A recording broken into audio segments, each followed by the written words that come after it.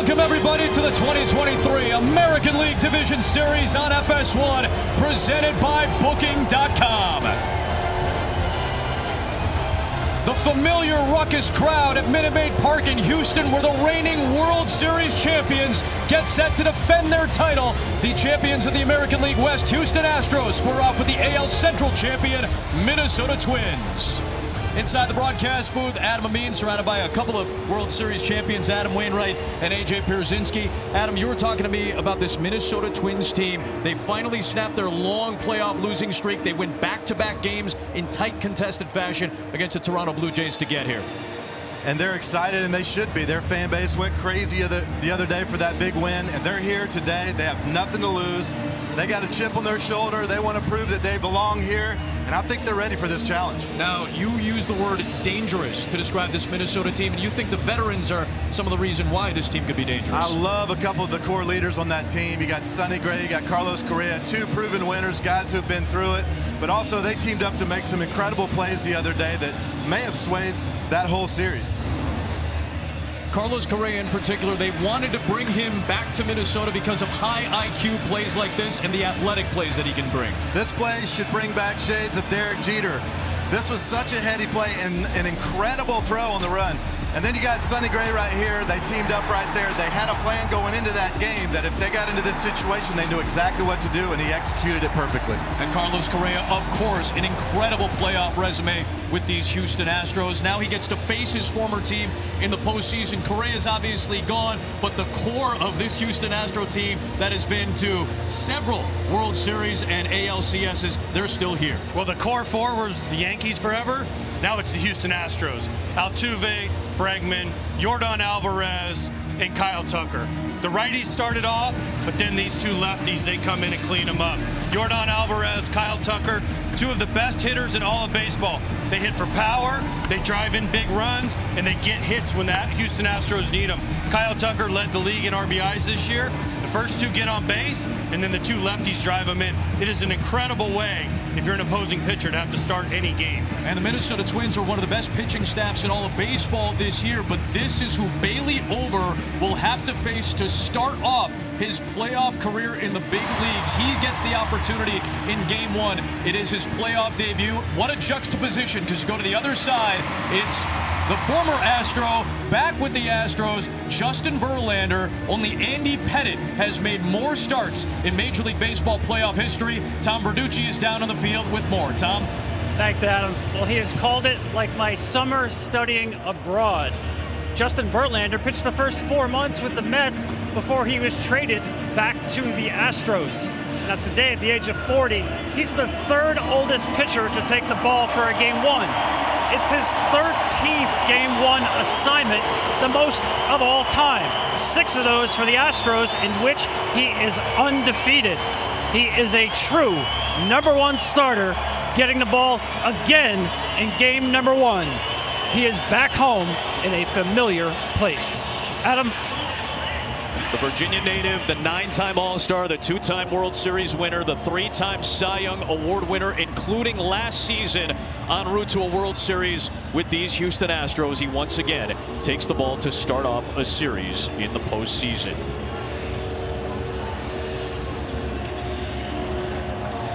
Let's dive into Minnesota's offense. They were top 10 in all of Major League Baseball in scoring this year. This is their starting lineup, and it is sponsored by IBM. A rookie at the top in Edward Julian, a veteran of the Minnesota Twins organization, Jorge Polanco. Royce Lewis was one of the heroes against Toronto. Kepler and Kirilloff, a couple of lefties. There is Correa in the 6th spot. Matt Wallner, a rookie in left field. Ryan Jeffers was part of that incredible defensive play to pick off Vlad Guerrero in Game 2. And then Michael A. Taylor comes in a little bit cold, but has power out of that 9 spot and very good defense. Justin Verlander, AJ, gets the ball here in Game 1. Your thoughts? Well, all the experience in the world, one of the best pitchers of a generation, going to the Hall of Fame. You see the strikeouts, the most all-time in postseason history. This is the guy the Houston Astros had. They lost him. They went back and got him for starts just like this. Well, we know Justin Verlander has amazing stuff, always has. He at what, 40 years old, still bringing the heat. Throws 50% four-seam fastballs. He's going to throw a slider 25% of the time, his curveball 20% of the time, and his changeup 5% of the time.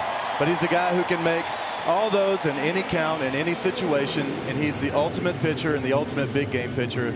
The Astros, I'm sure, love having him out there for game one. It'll go up against the rookie Eddie Julian. 1 for 6 in the American League Wild Card Series. He leads it off against Verlander, and away we go in Houston with the first pitch of game one. It's down low, and off we go at 3:45 local time at Minute Maid Park.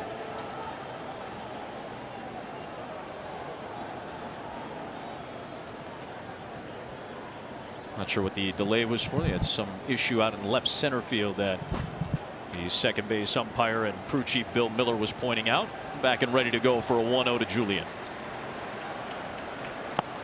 2-0. Sometimes, no matter how experienced you are, this first hitter is getting the jitters out.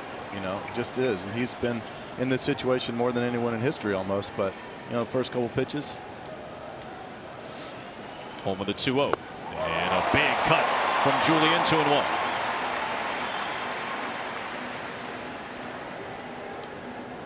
One thing about Julian that you need to watch is he's a high walk, high strikeout, and power guy. He hits at the top of the order because he gets on base, but he will punch out a ton. A 2-1 on the ground towards first, hugging the line and foul. And it's 2 balls and 2 strikes. Let's take a look at today's same game parlay, sponsored by FanDuel.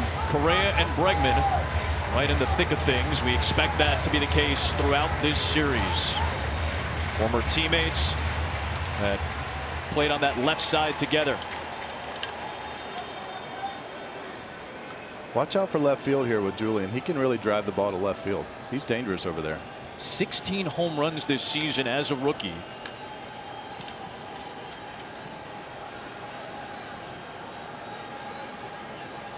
There's a 2-2. You mentioned it, AJ. He's a high strikeout guy, but rarely does he chase. He's got one of the lowest chase rates in all of baseball. Verlander, of course, one of the great strikeout pitchers ever. But that was one of the issues for Minnesota's offense this year. A lot of home run power, but they had the most strikeouts in all of baseball. And the Astros staff, much like the Twins staff, is one of the best swing and miss staffs in all the game. And he was second in all of baseball in walk percentage. And there's the walk to start it off for Minnesota. They've got their leadoff man aboard. Astros defensively, middle of the pack in most metrics and categories this year. Michael Brantley did start 3 of the final 4 games in left field. Chas McCormick makes the start in center over Mauricio Dubon. That's usually the case. Dubon is in center when Verlander's out there. Tucker in right. Bregman, Pena, Altuve, and Abreu, and of course Martin Maldonado, despite the light hitting, is behind the plate due to his game calling and his veteran leadership. And he steals a strike at the bottom of the zone against Polanco. Both Adams. Another good thing to be on the lookout for is Justin Verlander has a 6 ERA in the first inning, and in a bigger moment, leadoff walk, it only gets amplified here and magnified by the postseason. First time out, had a week off. A lot of your really good pitchers out there, if you're going to get them, you better get them early. You better get them in that first or second inning until if they settle in, you could be in for a long one. A 1-1 and a breaking ball is lined into right field for a base hit. Polanco's aboard. Julian takes a big turn. The throw behind him, but he was able to scramble back in time. And the first 2 Twins are aboard for Royce Lewis, who was one of the heroes in the wild card series. A hanging breaking ball. Hanging breaking ball. Polanco just gets it up, rips this ball into right field. I thought Julian was going to think about it, but Tucker's arm is too good. Julian thought about it, took a big turn, shuts it down smartly because he probably would have been out. So now here's Lewis. RBI opportunity early.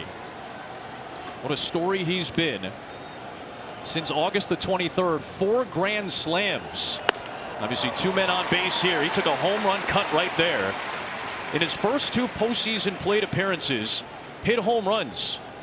In that series against Toronto, accounted for all 3 runs in that 3-1 Game 1 victory to help snap that 18-game postseason losing streak.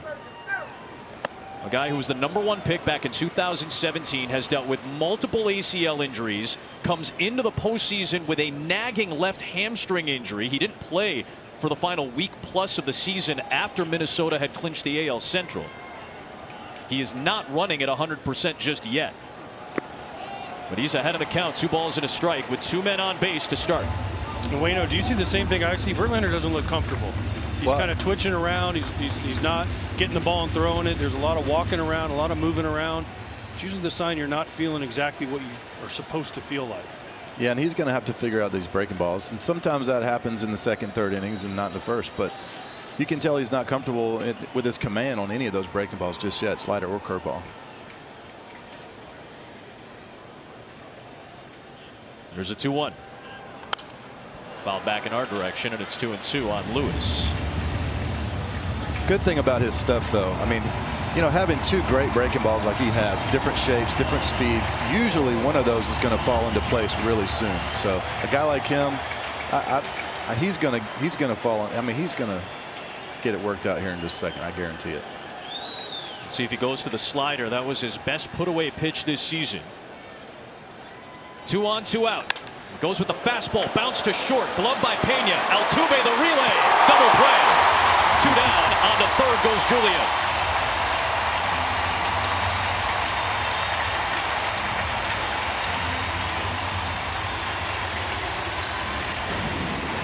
Just with the doctor order, Dr. Verlander, a 2-hopper right to Pena, perfect flip to Altuve, easy turn. Royce Lewis not running 100%. It made it much easier on the Astros. After the first 2 hitters reaching for the Twins, though, Wayno, a double play gets him 2 outs and a chance to steal this inning. Yeah, and you just don't know what to look for him, and he's still got the velo to get it past you. Here's Kepler. There's the fastball high. You mentioned the velo for Verlander. He had his highest fastball velocity in his final start of the season. That came against Arizona in a must-win game.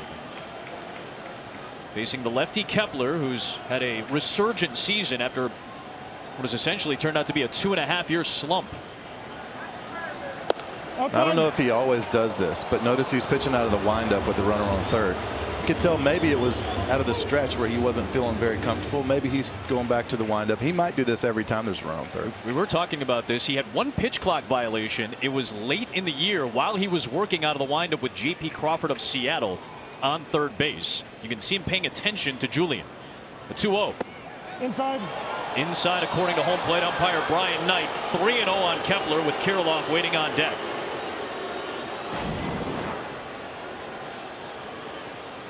That ball's inside. Curveball 2-0, though, to me is an interesting choice. What you said, Wayno, he's having a hard time finding his breaking ball. To go after Kepler, that shows you have some respect for him. 3-0. No swing, and it's ball 4. More balls than strikes thrown in this inning by Verlander. 11 out of the zone, just 7 strikes. But he'll now face Kirilloff to try to finish off this inning. And he probably wants to finish off this inning here with Correa on deck. I like that. I mean, the 2-0 curveball to me doesn't bother me much. Kepler is a very good fastball hitter, struggles with the curveball. In that situation, you're 2-0, you know you got some bases open. You know he's probably one of the better hitters in that lineup. You're going to throw the pitch that you think he's going to struggle the most with in that situation. And whether you've been kind of struggling with it or not to that point, you know, he still has belief in his own self to come through on that pitch. But also, he knows that that's not what Kepler's looking for. Right. Kepler was also 1 for 23 off Justin Verlander. With 10 strikeouts. Well, then never mind. Exactly. Sometimes you might outsmart yourself. Kepler the worst numbers of any Twin against Verlander in the lineup. Here's Kirilloff, and a high fastball is out of the zone. It's been a very productive platoon at first base between Kirilloff and Donovan Solano. Joey Gallo started the season at first base, had a very rocky year on his 1-year deal with Minnesota, not on the ALDS roster. Kirilloff swings and fouls it away. It's 1-1.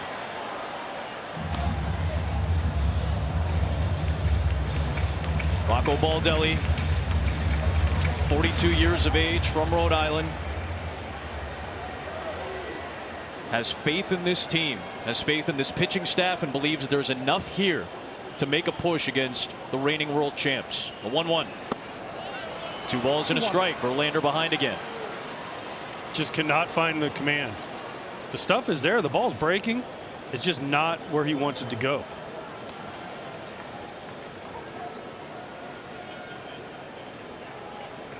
First and third, 2 outs in the opening inning of the series. Twins trying to strike first. And Kirilloff fouls it at the plate. A chance for Verlander to get out of this jam.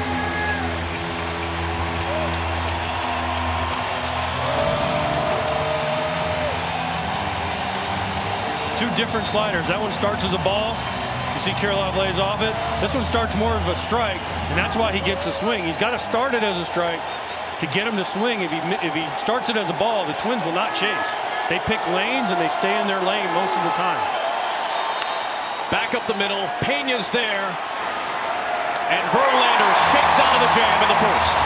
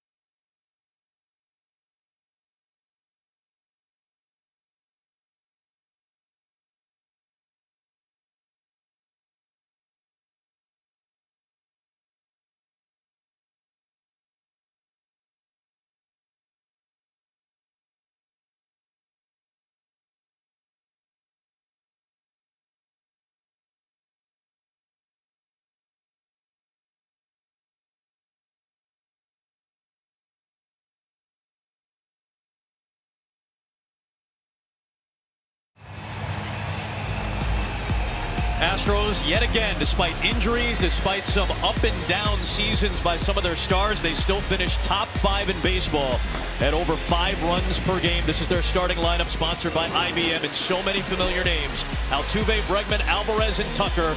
Abreu, the new addition this season. Brantley is back from the shoulder injury. McCormick had a career year. Peña was last year's ALCS and World Series MVP, and Maldonado will round it out against Bailey Ober. What a moment for the 6'9", 260-pound, 28-year-old from North Carolina, his postseason debut, Waino. This guy's an absolute monster. I was walking next to him yesterday and talking to him for a while. I can't wait to watch this guy pitch. He's so unique. He's coming at an angle that not many hitters have seen, and these guys have not faced him for 2 years. So this could be a good move by Minnesota, starting him game 1.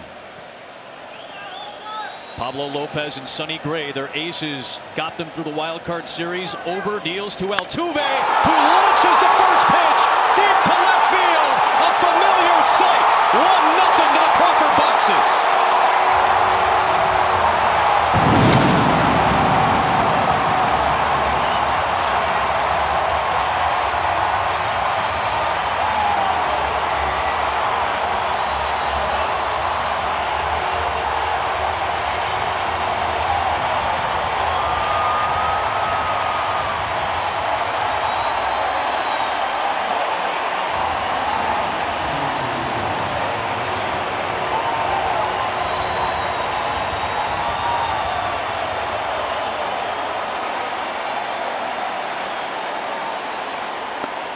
Bregman takes ball one. He's as good as anybody on the first pitch. He's as good as anybody in the playoffs. He's as good as anybody in the first inning. Altuve makes it 1-0 Astros, as he has so many times before. 1-1 on Bregman. And the first pitch is so dangerous to him because you're making your first postseason start. You're Bailey over. You're thinking, all right, I'm just going to get ahead. I'm going to throw a fastball up. You don't want to throw it in, though. He threw it in. Altuve says, I don't care, Wayno, I've never seen him. I'm taking him up off the train tracks up there in left field. So it doesn't matter with Jose Altuve. He's always ready for a fastball. He's always ready first pitch for a ball in. He got it from Bailey over, and it's 1-0 Astros. It's his second time he's homered off of Ober. Bregman fouls one down the left field line. Wayno, you talked about it. It was 2 years since Ober saw the Astros, but the last time they saw him, Altuve did something very similar. A shot inside, pulled down the left field line. Yeah, and I think, you know, just matchup wise, Altuve likes the ball up. He likes the ball thigh high and up, and that's how Ober pitches. Ober pitches at the top of the zone. I guarantee you they talked about throwing maybe an off-speed pitch for the first pitch, and then he went, nah, let's go ahead and get this one over. But you know what? You can't throw it. You cannot throw it high enough to Altuve sometimes. You got to pitch down to that guy.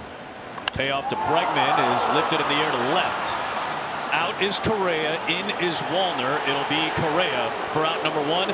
Down to Tom Verducci with Altuve. Thanks, Sam. Jose, tell me what you're thinking as you take your walk to the home plate for the first at bat. Yeah, I'm thinking get a good pitch to hit. You know, if I get on base, I got great hitters behind me. I got Breggy and Alvarez, Tucker, you know, probably the best 3 hitters I ever played with. And just, you know, get a good pitch to hit. Surprised that you did get a fastball to hit first pitch? You know, I think sometimes I get it, sometimes they start with another pitch, but I got to be ready for, you know, I'm ready for location, something I can handle, and, you know, I think that was a great pitch to hit. Jose, thank you. Thank you. Exactly what you guys were talking about. He likes a very specific location that you cannot throw it to, and that time Ober did, as Alvarez swings and misses, 0-2. And also don't forget, when we talked to him before the game today, what did we talk about? First pitch. Yep. Wayno's like, man, you owned me in spring training. I was like, yeah, because you're throwing fastballs first pitch. Alvarez with a big cut, and Ober settles in with a strikeout. 2 down here in the first. Yeah, and if you're Ober right there, you give up the leadoff homer. All right, so what? Let's go. We're starting over right here. They got one. I'm going to keep him right there. I'm going to make my pitches. Just execute one after one after one. Don't get too far ahead of yourself, and don't start panicking. It's all about the next pitch. And what a difference a year makes also for Jose Altuve. Yeah. 0 for 13 or 0 for 16 in the DS last year. He didn't have a single playoff RBI last year. He has one now, and now Tucker is looking for extra bases. Play at second, close play, he's safe.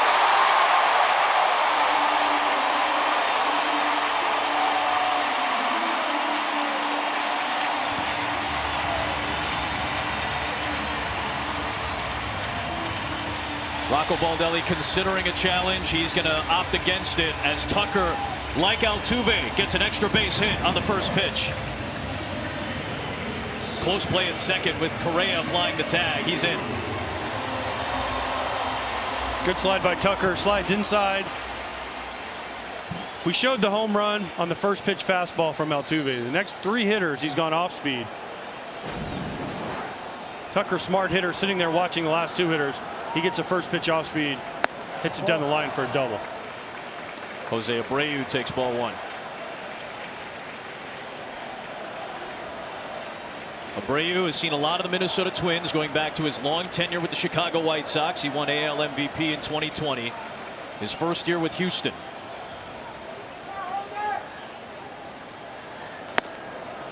Had a tough season this year overall. Career lows across the board for the most part for Abreu, but he really heated up in the final month of the season. Dusty Baker, going back to midsummer, was bullish about how important Abreu is to this team and how much trust he has in the veteran. He lifts a 1-1 into center field, on the infield rather. It'll be the second baseman Julian with the catch to end the inning. Leaves a man in scoring position, but the first pitch that Bailey overthrows in his playoff career, Jose Altuve does what he's done several times in his playoff career, his 24th career playoff homer.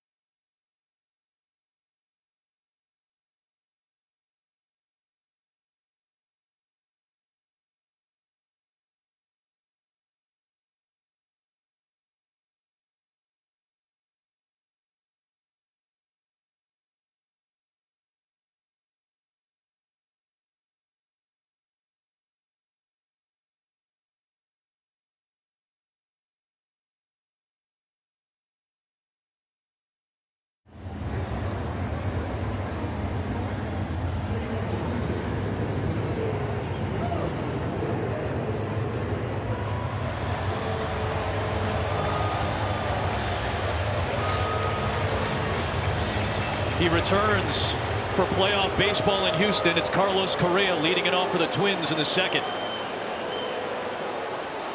Against his old teammate Justin Verlander, and a ball down and away to Correa. 29-year-old was drafted when he was 17 by Houston with the #1 pick. Debuted in June of 2015. Was the Rookie of the Year. 2 All-Star nods with the Astros. Won a World Series in 2017. Was a Gold Glover. And delivered big moment after big moment in his postseason career with the Astros. Left after the 21 season. Signed a deal with Minnesota. Opted out. Signed with the Giants seemingly. Signed with the Mets seemingly. Physical issues. Went back to Minnesota. It hasn't been a typical Correa year dealing with plantar fasciitis. It hasn't been his typical offensive season, but he is one of the leaders on this team, and they're going to look to him throughout this series.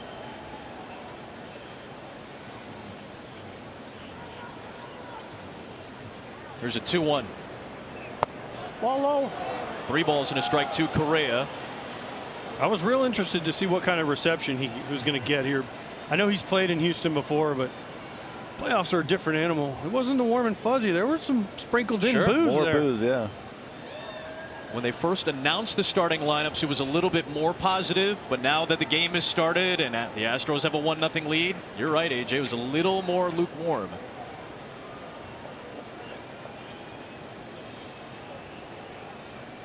A 3-1.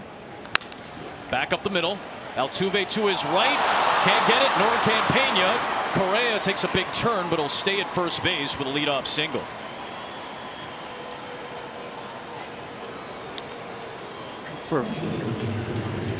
I think this ball hit the base, Adam. Did it hit the base? It looked like, because they were both ready to get it. Yeah, Yeah, and it did. then it shoots to the Altuve's right, and then you see Pena, almost hits Pena in the face. But yeah, this ball, we talk about, you know what, you're going good, you hit the base, and then you get a knock. Here's Matt Wallner, the rookie, local product from Minnesota. He goes around, according to third base umpire Jansen Visconti. That's a good thing for Verlander right there, because he's just got to start getting strike 1 over. He's got to start working ahead of these great hitters. And in the postseason, you can't afford to walk people. You can't give free passes. You can't get into bad counts against these great hitters. He's fallen behind 5 out of the last 6 hitters. I mean, this is it's not a typical Verlander start, but like I said, if they're not going to score off him early when he's struggling, it's going to be tough. And wasted opportunity in that first inning when they had a couple on base, a double play, and a couple left stranded. Here's our umpiring crew. Bill Miller's the crew chief at the second base bag, and Brian Knight calling balls and strikes in this first one. Of course, in the postseason, a 6 umpire formation. See if Verlander doesn't go to the fastball in right here. Wallner's a little bit susceptible to that ride back fastball in. It's wide open if you can make it. 0-2. On the ground, it is caught by Abreu. Smart base running by Correa as he made sure not to go too far off the bag. A lunging play for out number 1 by Jose Abreu. Well, the thing that saved Correa was his ball wasn't hit very hard. Abreu has to go to his right, not hit very hard. Correa can read that right away. He has to freeze, makes the right read. And Abreu, because notice how Carlos Correa is a little bit backed up from Abreu. Abreu can't just reach and tag him. He would have to dive to him. So good base running right there by Carlos Correa. So 1 down, and here's Ryan Jeffers. Minnesota catcher had his best offensive run, tied his career high with 14 home runs, and his OPS excellent. Minnesota was 13-0 when Jeffers hit a home run this season. It was a good power year once again for the Twins. Top 4 in Major League Baseball in home runs, top 10 in scoring. And again, Verlander behind another hitter. Wayno, you mentioned his breaking ball not finding. He threw 13 in the first inning, 9 for balls. That's a slider in for a strike that time. And it's a strike. It's still not where he wants it, right? Like you said earlier. I mean, he's got to start it where those hitters' eyes light up. You want their eyes to light up on those off-speed pitches that they want to swing right away, but then you want it to be down. You don't want that thing staying up. Line drive through the hole into left field, a base hit. To your point, guys, exactly the type of pitch that Verlander's trying to avoid. It's a single for Jeffers. Correa into scoring position with only one out.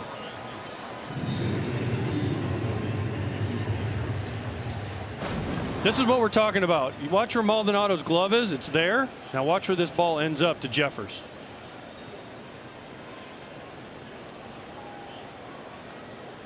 And Jeffers is an up-out over hitter. That's a dangerous pitch, especially with the left field porch here in Houston.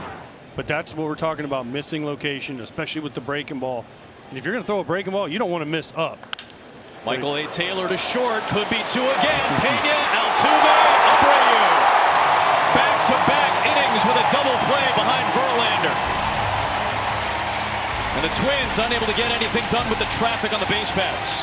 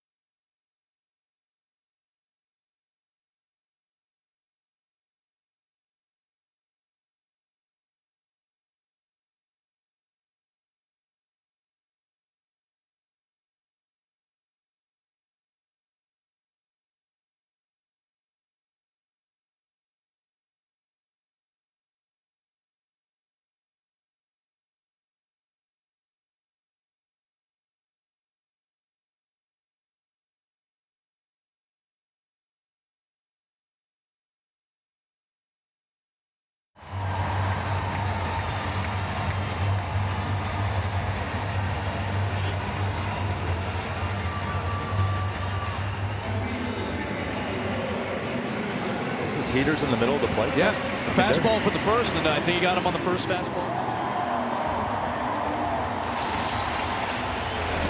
Welcome back to the 2023 American League Division Series on FS1, presented by Booking.com. Justin Verlander getting out of jams for his manager Dusty Baker, who got his first World Series last year. And one of his best hitters is at the plate, Michael Brantley, who only played in 15 games down the stretch at the end of the season after a 14-month absence due to that right shoulder injury, which kept him out of the postseason last year. Tapper in front of the plate. Jeffers has it, and he retires Brantley to start off this bottom of the second. Good play by Jeffers. Normally like to see a catcher kind of go inside and spin, but he had enough time to go around it, square it up, make a nice throw to get Brantley out.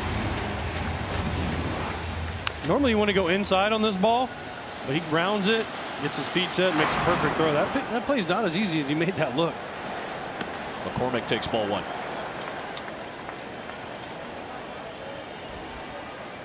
Career season for Chas McCormick. He has faced Bailey Ober twice, has homered and doubled off of him in his career a couple of years ago. And he lifts this one the other way. Pretty well struck, but playable. Kepler's there, and there are two down. Nice quick start to this second inning for Bailey Ober.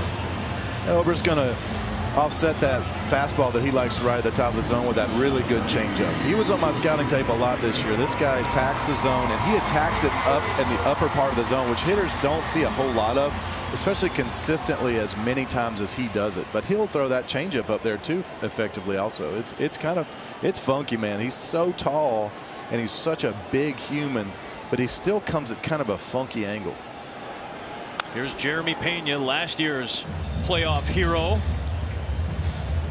Been a lot of talk about a decline for Pena, who was ALCS and World Series MVP at just 25 years of age last season. But his numbers in the regular season this year are almost identical. His defense, the metrics have declined a little bit, but Dusty Baker says this guy makes big plays all the time. The one thing that has been missing this year has been the power. Pena has hit just 10 home runs and none in the last 3 months. July the 5th was his last home run. What did Dusty Baker say before we got on the air today? It's October. It's his time. It's amazing, though. He went after the All-Star break, no home runs the entire second half for a guy as big and strong as Jeremy Pena is. A 2-1 hard hit ball back up the middle into center field. A 2-out knock for Pena, and it must be October again. He is aboard with 2 down here in the second for Martin Maldonado. You know, I know that's only a single, but that's a big single. It clears Maldonado. Maldonado hits under 200. That's a solid base hit for Pena to start the postseason. He's thinking to himself, I'm back. He used to say here in Houston it was Carlos Correa time. Well, right now in the postseason it is Jeremy Pena time. And again, it clears Maldonado. So guess what? If Maldonado makes an out here, you have Jose Altuve leading off again. Here is Maldonado. First pitch swinging on that fastball, and he fouls it back. That looked like Waino in his last at bat. Don't bring that about up. No. You One took before, some, though. Dusty was very complimentary of you, by the way, in the swings you took in your final AB. How great is Dusty? Sitting around, he's like a cartoon character. He's got the wristbands on, and remember he used to wear that glove. Is he still wearing the gloves? And he's got the gloves off now. And still got that toothpick. He's got so many skits that he does. In the air to the left. Playable for Wallner. That should retire the side. And it does for Ober. A nice bounce back inning. Leaves a man stranded. Both pitchers one time through the order through 2 innings. It's 1-0 Houston.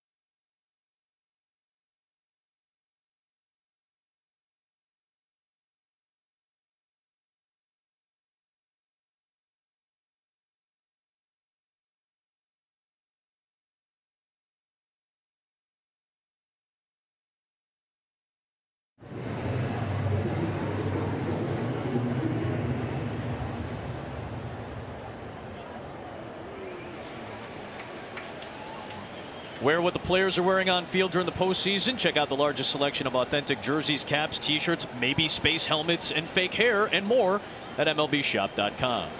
Back to the top of the order. Edward Julian leads it off. He walked to begin the game against Verlander. A lot of traffic in the first 2 innings for Minnesota. Justin Verlander made 11 starts for Houston after coming over from the Mets. He had 2 double plays induced that entire run. He had a double play in each of the first 2 innings of this contest to get him out of trouble. And now it gets hard for Minnesota because Verlander typically gets better as he gets more comfortable. Especially after the first inning. Like I said, he had a 6 ERA. It's goes way down after that. This guy is such a champion, and as the game goes, it gets more and more dangerous. Hard hit ball by Julian towards the gap in left center field, and that's off the wall. Looking for extra bases, and the rookie will cruise into second. Going the opposite field on 2 strikes to get into scoring position. What a shot by Julian. Some of his better swings on tape that I watched were all to left field. This guy can really drive it over there. We talked about it earlier. And I think Justin just tried to sink that ball in on him a little bit and just left it out over. But that's exactly what he's wanting to drive to left field right there. Middle out over. Well, here's my question. 3 fastballs in a row. He took the first 2 and you throw a third one. He's hitting under 100 in the last 3 months on off speed. Why would you challenge him with 3 straight? He took 2 of them for you. Why are you trying for the third one? Now he's in scoring position for Polanco, and that one came way inside. Polanco had to bail out. It's 1-0. The leadoff man has been on against Justin Verlander in each of the 3 innings thus far. Maybe he's thinking, you know what? They'll never expect it right down the middle. It's so crazy it just might work. Until it doesn't. Exactly. Until he hits it off the waste management sign in left center field for a leadoff double. Here's a 1-0. Hide away 2-0. The one thing we've talked about how Justin Verlander doesn't look comfortable, well, especially out of the stretch for me. He's so worried about the runners, and there's a huge thing about the Astros, how they don't hold runners. Guys have been running wild on him the entire year. He's not getting his head back around. Polanco inside, and he cranked it foul. 2-1. Runner on second. Justin Verlander's not getting his head around. Watch when he picks his leg up. He will still be looking at the runner on second before he turns his head to pitch. So that he just doesn't look right. Home with a 2-1. Watch his leg work right here. This is something that the other teams are keying in on. Maybe the reason they're running on him a little bit more, he's got a little knee wobble that he does before he starts his hand work. And so you're not going off his hands or his head or his anything. As soon as you see this knee move, then you go.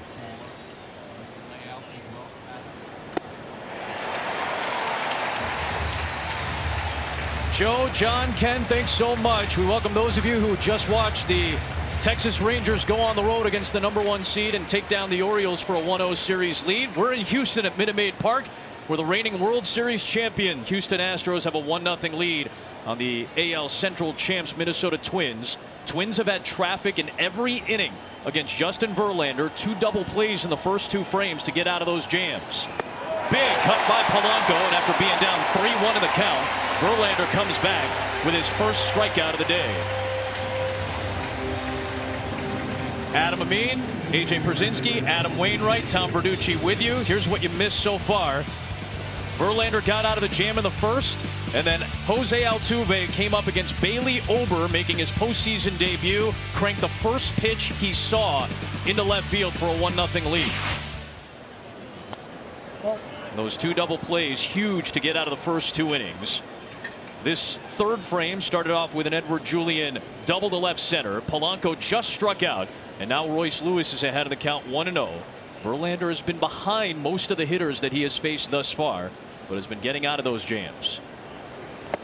Lewis takes a breaking ball strike, and it's 1-1. A lot of breaking balls from Justin Verlander.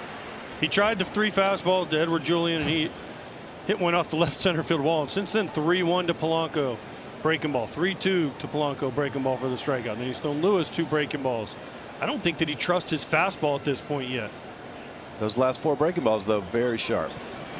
Outside. Just missed with that curveball. Close pitch does not go Verlander's way. Good take by Lewis. He got the 3-1 slider to Polanco, swing and strike. He's probably his best slider of the day. And then the 3-2 curveball, probably his best curveball of the day, strike 3. And then he came back with a good slider, good curveball right there. So he might be settling in with that off-speed stuff. Here's a 2-1. Breaking ball on the ground to third. Nice pick by Bregman, and they've got Julian caught in a rundown. The lead runner is retired for out number 2. Fielder's choice for Lewis. Bregman with a nice pick and heads-up play to get the lead runner in scoring position. The Twins are 0 for 5 with men in scoring position now. And terrible base running right here by Julian. I don't know where he's going. Maybe he thought there was 2 outs. I don't know. But even if this ball gets through the infield, he's not scoring on this ball. So you have to make this ball go through. And you know Lewis, now with Lewis on first, he's going to take 3 hits with his bad hamstring to score him. He looked like he thought there was 2 outs right there, didn't he? Now this is where it comes in. Well, not with Lewis on first, but normally with good speed out there, this is where that knee thing I was talking about. Watch, he's got a little waggle with his back knee before he goes. Starts off Kepler with a strike. It doesn't have to be much. If it adds 0.2 of a second, you're talking the difference in a strike, in a stolen base and a caught stealing. Tom Verducci asked Verlander yesterday about some of the adjustments mechanically he had made. He was working on his footwork. High fastball. Maldonado keeping an eye out at Lewis at first base. Again, not running at 100% just yet with that nagging left hamstring injury as Lewis at first.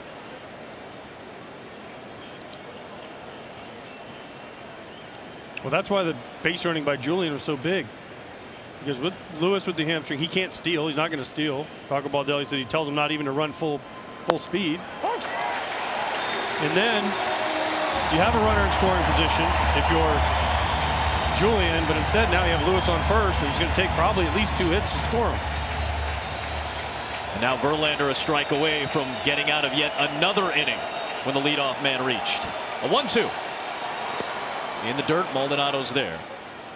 The fastball up, perfectly located the pitch before. Now he throws the curveball down. He's going to go. If I had to bet, I guarantee he goes back fastball up again right here. Kepler struggles on the ball up anyways, but that's where he makes his money, man. That 4-seam up from Justin Verlander has been a moneymaker for years and years.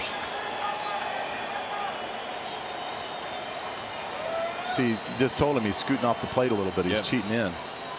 A 2-2. Kepler reaches out, pokes it down the left field line.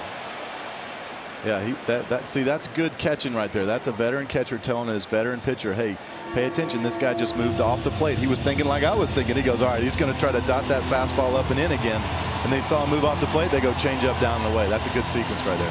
And that's a pitch Justin's thrown a lot more since he's come over to Houston. Because of the man behind the plate who knows him so well, Martin Maldonado. 2-2 delivery. Got him. For those of you watching on MLB Network and FS2, switch on over to FS1. We'll have the rest of Game 1. Jose Altuve, who homered in the first to give the Astros the lead, will lead it off in the bottom of the third. It's Game 1 of the 2023 American League Division Series.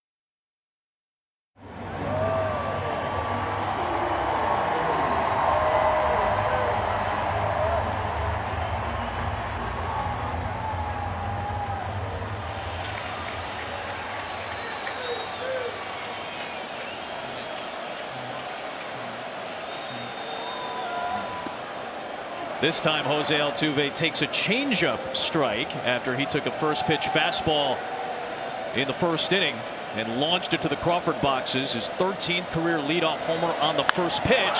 This one is hooked foul, and it's quickly 0-2 on Altuve. I always wondered, Wayne, we talk about it. You give up a first pitch fastball home run to a guy. Then he threw him 2 changeups in a row. As a pitcher, are you just not going to throw him another fastball? No. A lot of times when you go back to the same pitch they hit out, a lot of times hitters aren't ready for it. That one muscled into short center field. The second baseman Julian backs up to retire his counterpart.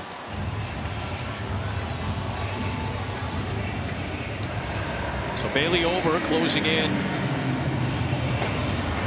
on 30 pitches. He's just started the second time through the order. Kenta Maeda, who's been a starter most of the year, is loosening up already. If we had to have guessed, it would have been Maeda the first man out for long relief. Obviously they've got quality depth with Maeda, who's been a starter. Here's Bregman. Did you notice the fly ball that Altuve just hit? The pitch that he hit to center right there is not much different than the pitch he hit out, but Ober had slowed him down with the 2 changeups before that, so it allowed him to get away with the heater. Ooh, that one slipped down. That slider got a piece of Bregman, and he is aboard with one away. When we talked to Rocco Baldelli before the game, we asked him about Bailey Ober. What are you looking for out of him? Is he going to give you length? And he didn't say it, and I asked him. You're right, Wayno. This is about the same pitch. That's the home run. Man, that's almost identical. Just jammed and broke his bat. Yeah, it's because he had him leaning out over. He had him slowed down. That's pitching, man. That's everything about pitching. Here's Alvarez. When we asked Rocco Baldelli, I said, is Maeda first out? He goes, well, I don't want to tell you who the first guy is going to be, but I said, well, again, what are you looking for? How many innings? And he said, he kind of looked and was like, 3, 4. Well, here we are in the third, and Maeda's up, ready, getting ready. That's Alvarez launches, and Yordan Alvarez's postseason success continues. 3-0 Astros.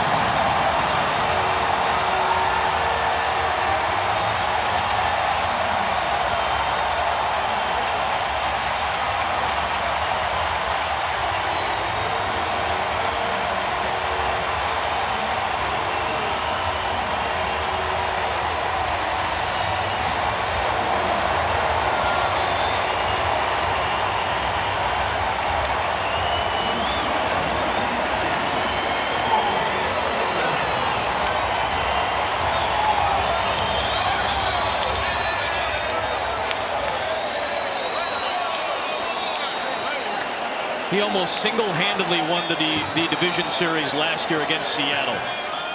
And he has given Houston a 3-0 lead on Ober and the Twins here in the third as Kyle Tucker takes ball 1. One too many changeups.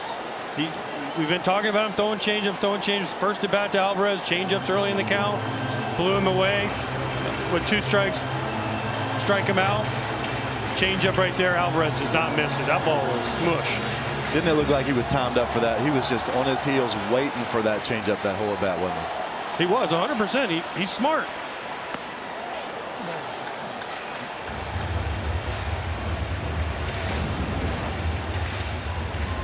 See the grip?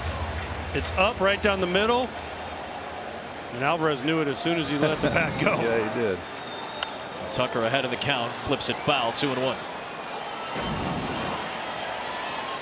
That's middle basically on a changeup. Yeah. That's the wheelhouse of Yordan Alvarez, a powerful swing.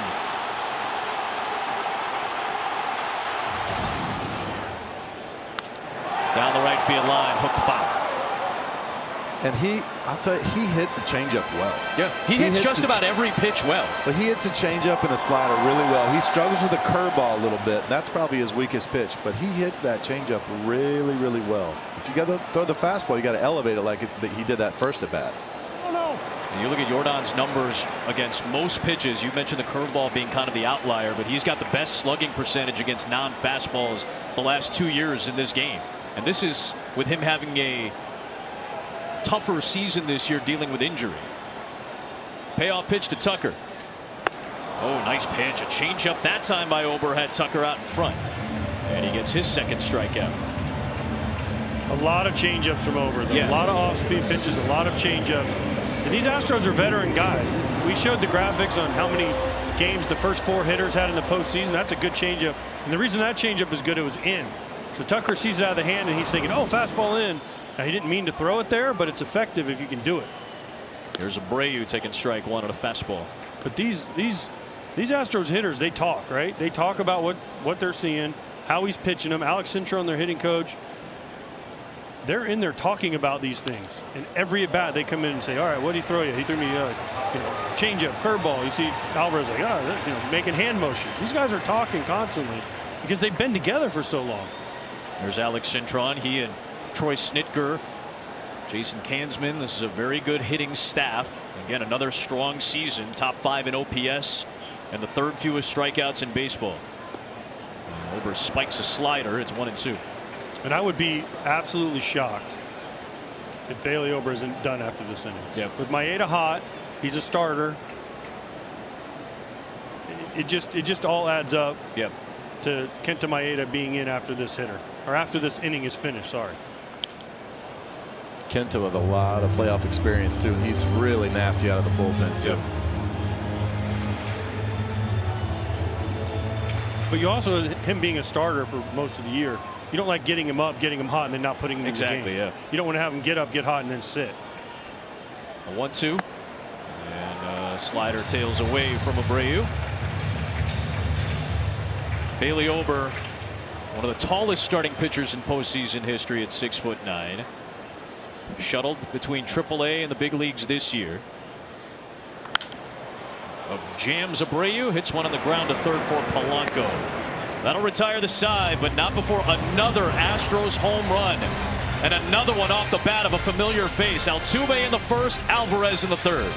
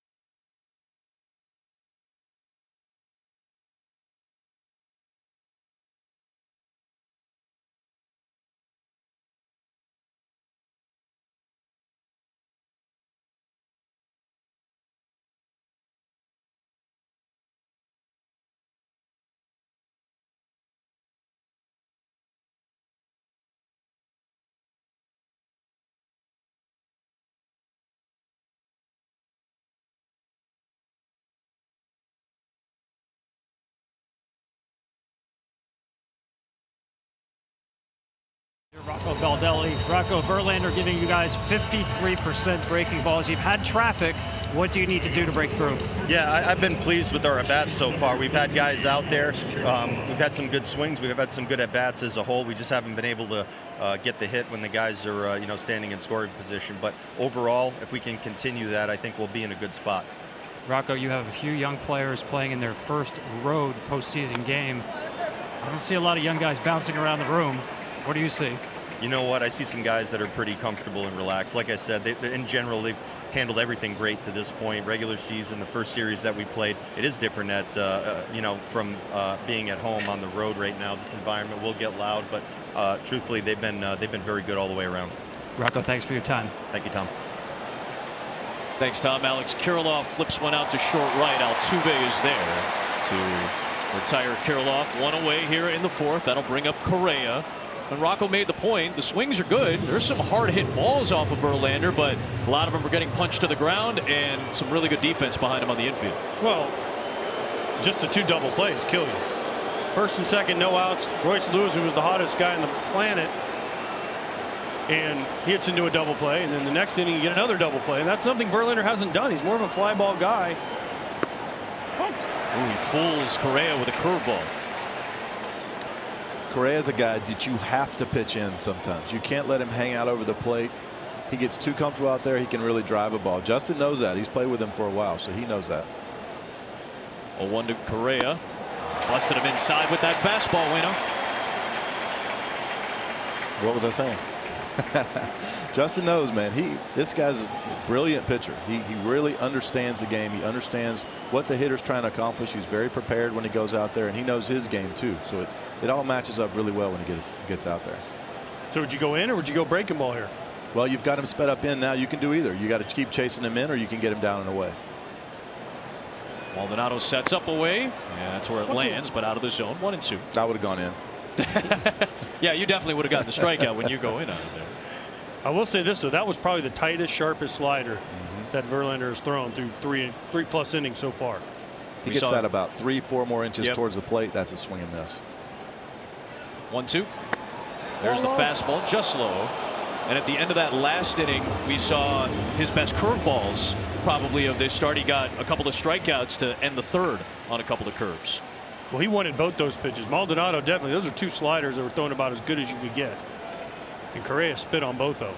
Spit on those sliders down and away. Sometimes it's a good time to go heater down and away. It was off speed. It's lined Altuve. 2 up and 2 down. He gets through Kirilloff and Correa, and there's still nobody on in the fourth. So he did something interesting right there. Mike Maddox, the old pitching coach, used to call it fish hooking him. So he'd throw him sliders, and then he throws him the curveball, which is slower, and the Correa was a little bit out front. Mike Maddox was a big proponent of doing that. Those sliders, and throw a slower breaking ball behind it and get guys out front and get them to hit weak contact like Correa.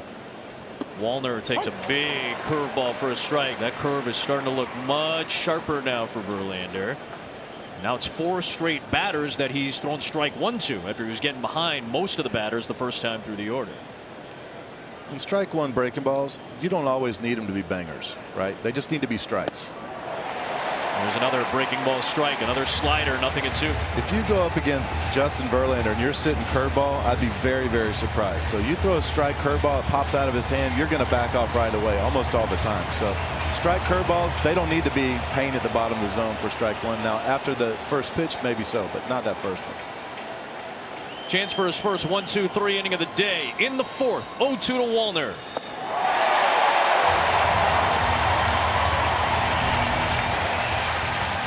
Ten pitches in a perfect fourth.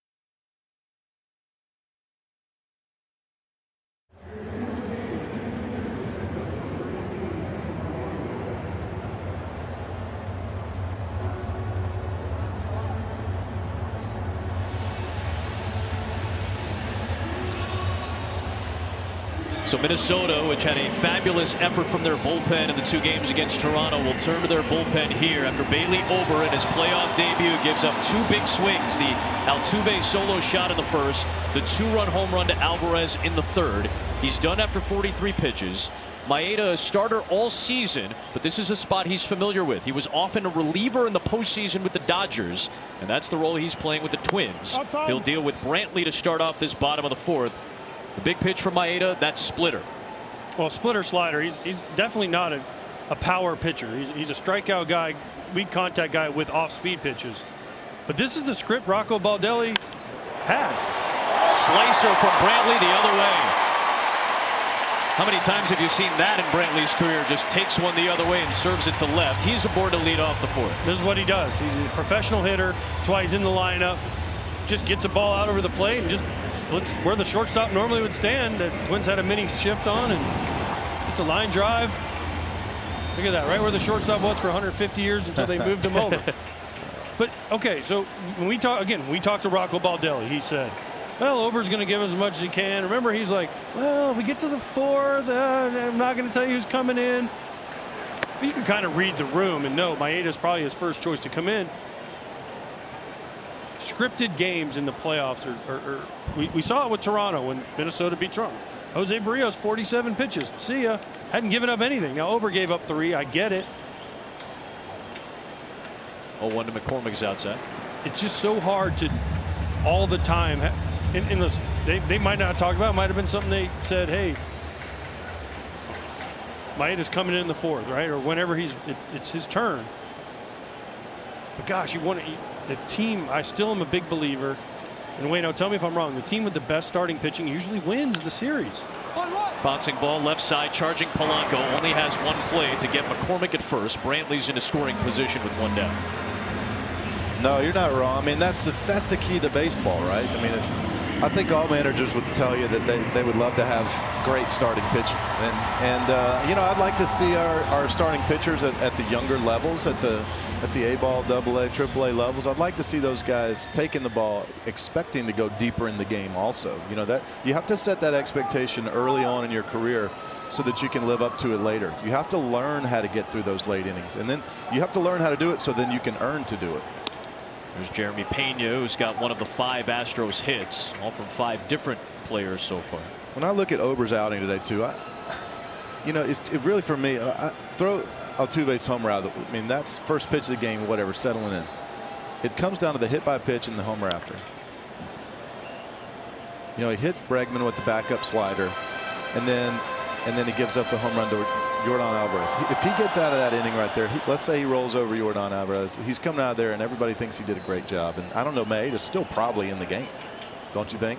I said it last inning. No matter what happens, it's going to be his last hitter, more than likely. 1-1 to Pena. Popped up foul. The one luxury that Rocco does have is he has Sonny Gray and Pablo Lopez going the next 2 games. So he can get Maeda in. Maeda's going to go 2 or 3 innings here, depending on the score. And then he can use some lower leverage guys if they're not still behind and save all his A-type relievers for game 2 tomorrow. A 1-2 to Pena. Reaches out and pokes it foul. Game 1s are always big, but if whichever side wins this game with the pitching matchups coming up, it was absolutely huge, you know, especially for the Twins. If they could have snuck out, and they can still do it, they get out of here with a win in this game 1 against Justin Verlander, the best pitcher of our generation, maybe, or at least top couple for sure. You know, that would have been absolutely huge for them. 1-2. Waved on and missed. Maeda gets Pena on the slider. Well, Houston's been so good in the division series. They've been so good at home. More often than not, they've been at home to start off a division series. When you win division titles, you're typically going to be one of the top seeds. So they're often at home, but they've been able to throw their aces, and their aces have often delivered. And so far, Verlander has. Ober's out of the game. Maeda deals, and Maldonado takes a strike. Well, that's how you get to all the World Series and all the LCSs in a row. You win game 1 and these LDSs, and that opens you up for winning series. And the Astros are good. We all know that they're good. They've struggled at home here. They were under 500 at home. And then you look at the pitching matchup going into game 1. And again, we're only in the 4th inning. It's only 3-0. But if somehow the Twins win this game with the pitching matchup of Bailey Ober versus Justin Verlander, that's a huge psychological That's a steal. blow. It's a steal of a win. That's more than a steal. 1-1. Fouled back by Maldonado. It's just good for baseball, though, that the Twins fan base right now is at home watching every pitch, going crazy about every pitch. You know, that stadium the other day was absolutely incredible rocking atmosphere. on TV. We'll be there Tuesday. It's going to be raucous at Target Field. Will they be able to get back with a 1-1 series split? Or will they be trailing 2-0? Or somehow, if they can come back in this game, maybe set them up for a 2-0 lead. That'd be a shocker. Long way to go before we get there. 1-2 pitch is in the dirt. The Astros, during this run of consecutive trips to the American League Championship Series, 6 consecutive, they have gone 11-0 at home in the division series. A couple of those games in 2020 obviously were neutral site games, but when they've been here, they have been untouched in the division series. Trying to keep that going. Maeda's 2-2 is a slider outside. We've been here every time. Yeah. the three of us have enjoyed Houston a lot. Well, at least I have. Years. 2015, 2017, 2019, 2020, when it was the Marlins and the Braves, Yep. and then 21 and now 23. Yep. A yearly tradition, unlike any other. A payoff pitch from Maeda to Maldonado is upstairs, and the 9-hitter, a light-hitting catcher in the postseason and in his career, extends the inning to Altuve. You saw the frustration on Maeda's face when he lost Maldonado there.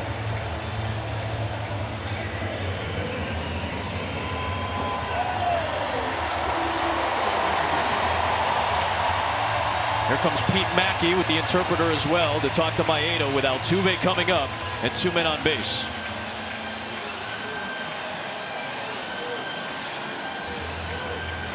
Well, Altuve, he's been a dominant player in the division series as well. All those postseason home runs, 24 of them, 3 of them came in the first game of the ALDS. Chris Sale got the brunt of it against Altuve.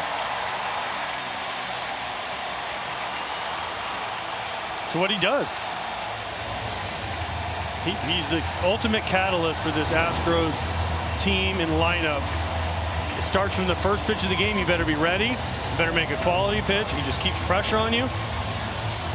And if you make a mistake, he'll make it 1-0 right away. A mistake here could break this game open. 4th inning, game 1, 2 on and 2 out. That's a good matchup, though. I know Maeda's mad he walked Maldonado, but Maeda throws a lot of splits, a lot of sliders, keeps the ball down. Well, you know, you've talked about how he likes the ball up. If he doesn't make a mistake, this should be an okay matchup. There's that splitter to start him. It's foul. His split slider combo should be a good matchup against Altuve, but you never know with Jose Altuve at the plate. The guy can do almost anything with a bat in his hands. He's an incredible player. Maeda with the playoff experience, though, this is a good matchup.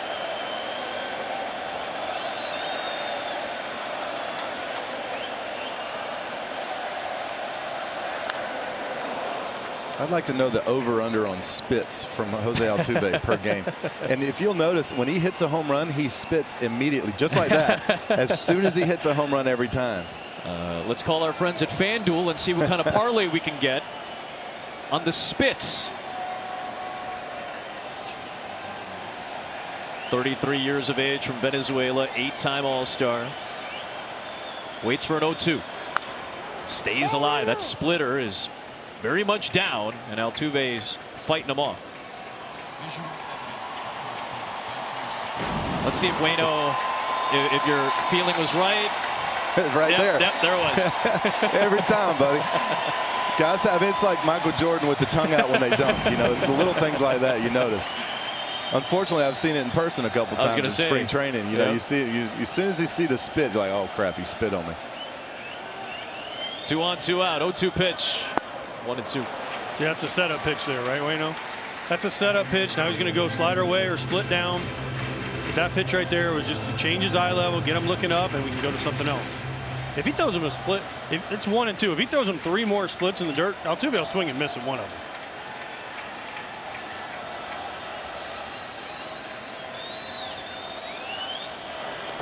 He spikes a splitter, and both runners will advance.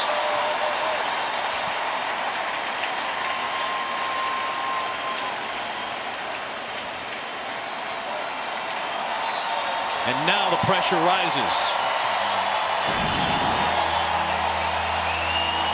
Nothing Jeffers can do here. Just a ball yank, splitter down and away. I know he's on one knee, but you're not expecting the ball in the left-handed batter's box. He tries everything in his power to do it, but the knee down, I know it saves catcher's knees, but it does stop the blocking a little bit, doesn't it, AJ? On the ground is short. That's picked up by Correa. It was. And he gets Altuve and leaves a couple of men stranded. Still 3-0 through 4 innings in game 1.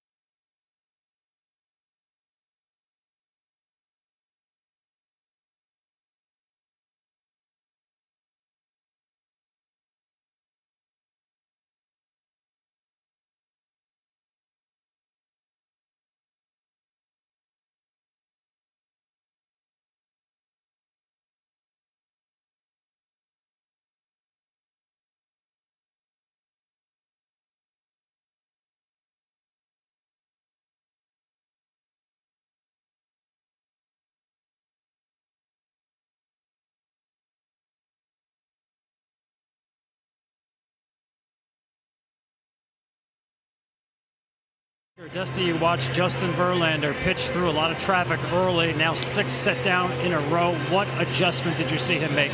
Well, it looked like he's staying on the ball, staying on the rubber. He was kind of running off to the left, trying to force that breaker ball, and now look like he's settled down. I mean, we needed it big time, and I mean, this guy knows how to get out of trouble. We're just hoping he don't get any more trouble.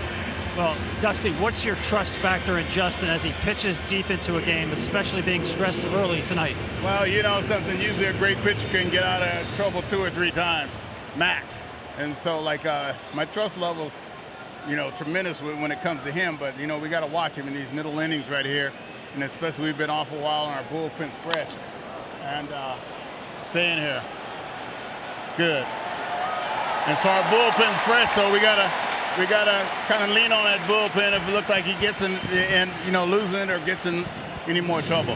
Thanks, Dusty. And I'm impressed that baseball listened to you to stay in the ballpark. It doesn't always listen to me. Thanks, Dusty. Back to you, Adam. Thanks, Tom. Appreciate the time for both Rocco and Dusty here. 7 in a row retired now by Verlander as he gets Jeffers on the first pitch. And now here's Michael A. Taylor. He's got some power. He pops one foul. That was the first outfield flyout for Verlander today.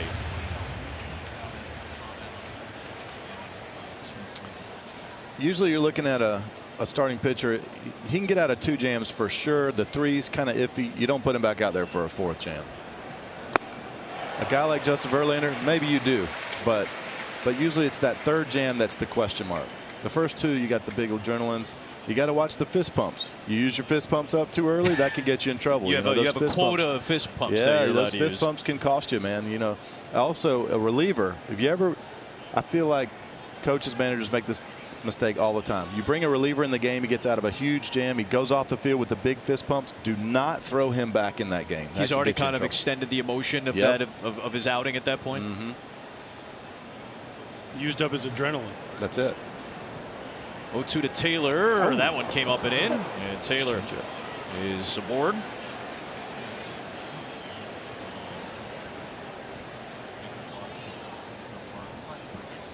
So a man aboard with one out here in the fifth. Back to the top in Julian. Justin Verlander squaring off with these twins. Adam Amin, couple World Series champs. A.J. Pierzynski, Adam Wainwright, Tom Verducci on the field.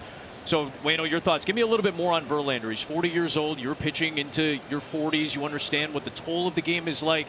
And I'm curious how the rule changes that have been so offensive friendly this season have affected guys that have been around for as long as a player like Verlander has, as you have. Well, it does take some getting used to, and I think that's one of the things. You see the ERAs up a little bit across the board in some fast, especially starting pitchers. I think it's going to take a little bit of getting used to with the pitch clock and all the different changes. All these changes, by the way, help the hitter, not the pitcher. All of them. You know, we got the bigger bases, we got the pitch clock. You can't step off nobody on. You can't throw over a couple of times. You know, there's a lot of stuff that pitchers are going to have to get used to. He's 40 years old. I talked to him yesterday. He said his arm still feels great. I would not be surprised in the least to see this guy end up winning 300 games as the last 300-game winner ever. He's at 257 in the regular season right now. AJ, we've seen the traffic early. Verlander seemingly getting more comfortable. What do you need to see from Minnesota offensively right now? Grind out at bats, get his pitch count up. Dusty Baker talked about their bullpen and how set it was. You want to get into the bullpen. Yes, I know Houston's bullpen has been very strong. But for me, you want to get Verlander out. Put pressure on the new guys coming in. Verlander's settling in nicely. He hit Michael A. Taylor with a changeup, which he probably is thinking, why did I throw that pitch? Well, you got to get Verlander out of the game as quick as possible. Get to the bullpen, because then you never know what can happen. Sure. One guy comes in, is not on his game, different story. 2 balls and 2 strikes on Julian. Look how this started off, though. They had a couple of runners on in each inning to start it. They had those big situations where he got out with double plays. He was 3 for his first 9 in first pitch strikes. If I'm not mistaken, he's 7 for his last 7 in first pitch strikes. He's really starting to fall into a groove here, and you can't let Justin Verlander fall into that groove. Whoa, man, that breaking ball sent Julian's bat out of his hands. 8 of the last 9 retired by Verlander. 3 of them in that stretch via punch out. This one made Julian look a little foolish. How does this make you feel as a pitcher? You lose the bat and the helmet at the same time on probably the best curveball Verlander has thrown. Julian didn't know which one to pick up, his bat or his helmet. There's Polanco taking ball 1. And you were correct. That ball ends the streak. It was 7 in a row, Wayno. First pitch strikes after he had some struggles early getting ahead of hitters. And as a pitcher calling this game, I'm thinking that was 8 in a row, because I want that pitch call right there. Again, you have a stolen base threat now with Taylor. How aggressive are you in a 3-0 game going against Verlander? I'm kind of surprised he didn't go with Julian up, but at the same time, you want to kind of leave that hole open a little bit on the right side. You want to get him in scoring position here with 2 outs if you can. But the Twins, they don't run a ton, though. Yeah, they're kind of middle of the pack stealing. They're not the Orioles. They're not the Diamondbacks. Yeah, I mean, they're not running crazy. Yeah, they were 6th fewest stolen bases in baseball this year with the new rules and all the adjustments. Taylor was one of their runners this season. Polanco, it's 1 and 2. Watch Verlander, though. He doesn't care. No. He has no cares about Michael A. Taylor. He could get the biggest lead. He threw over once, just courtesy. Hey, I know you're there. Michael A. Taylor could get a huge lead and get a huge jump right here, because he knows the score as a veteran pitcher. He knows he has to get Polanco out. If Taylor gets a second, he doesn't care. He just wants to get Polanco out. Another inning down, 3-run lead, move on to the next. 1-2. Taylor goes. Breaking ball. Called strike 3. The inning's over. Another strikeout on a breaking ball. That curveball, which was struggling early, looks sharp now. 9 of the last 10 retired by Verlander. We're halfway through.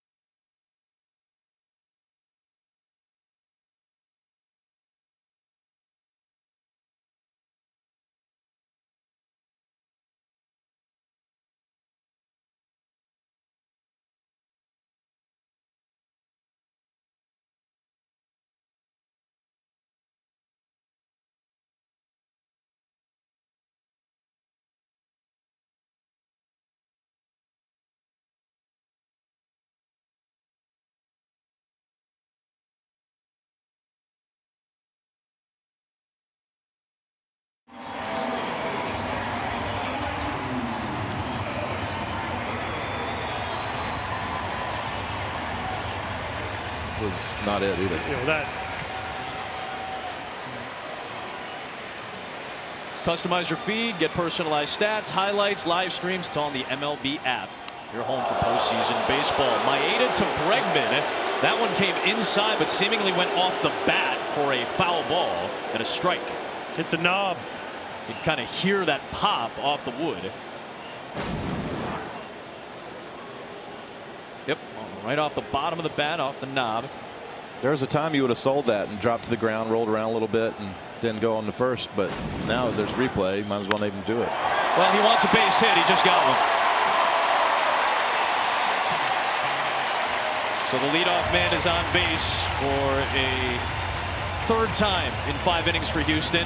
Back to Maldonado throwing a runner out, or stealing a strike, basically. Well, he blocks the catcher out. He blocks Brian Knight out. And you can tell, Polanco didn't think it was a strike. Maldonado didn't think it was a strike. Nobody except Brian Knight, the home plate umpire, thought this was a strike. Because as a catcher, you don't fire this ball if you think that's a strike. You try to sell it and steal the strike. But I know, Wayno, you were complaining about how all the rules are tilted toward offense. Well, you got one back right there as a pitcher. Outside. Yeah, makeup call for the first pitch missed, but I'm sure Twins fans are going, that's not the same. That's not a makeup call. But you know that I hope to goodness that they do not go to robot umpires, because it would I think it would ruin the artistry of this whole thing, right? Like, as a pitcher, you're trying to make your balls look like strikes and strike look like balls. As a catcher, you're trying to frame those balls and steal those low strikes and steal those balls in the corner. And I think if you're just robot umps, you'll lose all that. And I think that's the coolest part of this pitching thing. I think we've talked about this in the past. Would you be open to a replay review system or a challenge system for a pitcher, maybe once or twice per game or per outing, or maybe a manager only gets 2 a game or something like that? Would you be open to something like that? Yeah, I would. And I mean, a challenge system, and I mean, a lot of the rules are really great and good for baseball. I think challenge, I think throw the flag right away if you see something egregious. I think in a ball strike situation, I think you should have the opportunity to challenge maybe 3 times a game. They're working on that in the minor league level right now. I know that they've been trying to master that. So I know the hitters and the pitchers say that's a good thing down there. I went down there on a couple of rehab assignments, and it seemed like everybody was liking that situation. Alvarez will take ball 4. So Bregman and Alvarez reach base against Maeda to start the 5th. And now here comes Tucker with nobody out and 2 men aboard, and things getting a little bit tighter for Rocco Baldelli here in the 5th.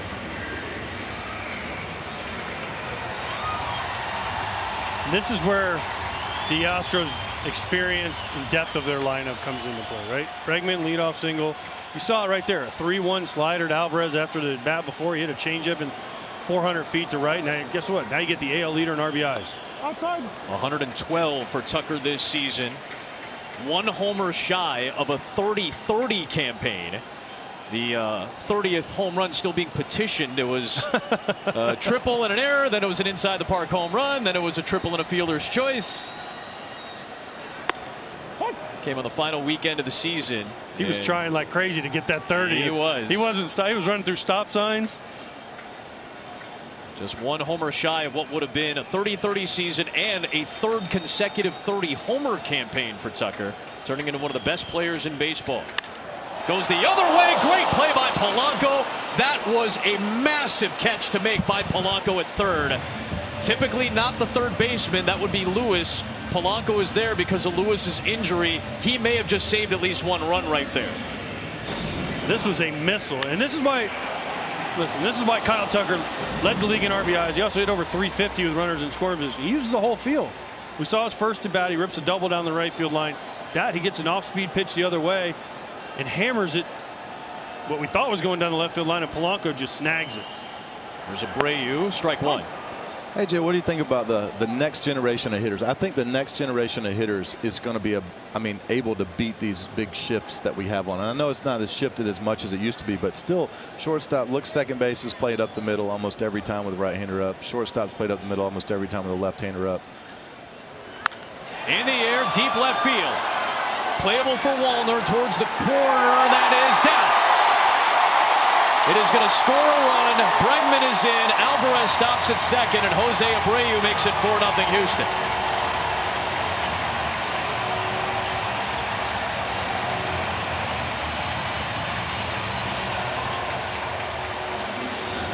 I didn't want to interrupt you, Wayno, but I was thinking Maeda versus Abreu is a good matchup for the Astros because Abreu struggles on a lot of balls hard and up. Yeah. Maeda throws a lot of breaking balls down, and that's kind of into a sweet spot. Now, listen, that's a slider off the end of the bat, perfectly placed. Great base running by Bregman right here. Watch this. He goes all the way. Listen, if he catches it, he's probably out, but he read it right. He read it properly. Alvarez at first did not read it as well, and that's why he's only at second. But great base running by Alex Bregman.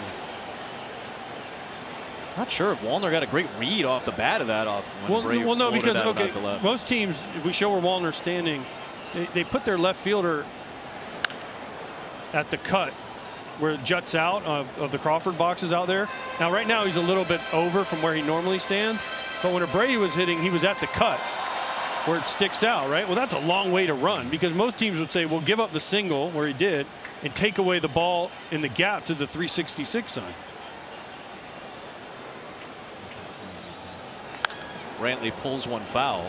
Really felt like Wallner, had he been in the normal spot, that's a fly, maybe not a routine fly ball, but an out that he probably could make. But yeah, you're right, playing that far over probably takes that away. Well, and the swing fools. Jose Abreu is a big, strong guy. See where he is in the cut? That's where most teams play. See how he's at the cut where it comes out? Well, now he's moved over because of lefty. But with Abreu up, he had, what, 25 more feet to go to get to that ball? That's why it fell in. Watch where he starts. Abreu, big swing. He freezes for a second. Now, if he's playing where he is right now with Brantley, he probably catches that ball. But because he is where he started, then he tried to deke. He tried to deke everybody. The only thing he deked was really nobody because Bregman, great base running, scores anyways.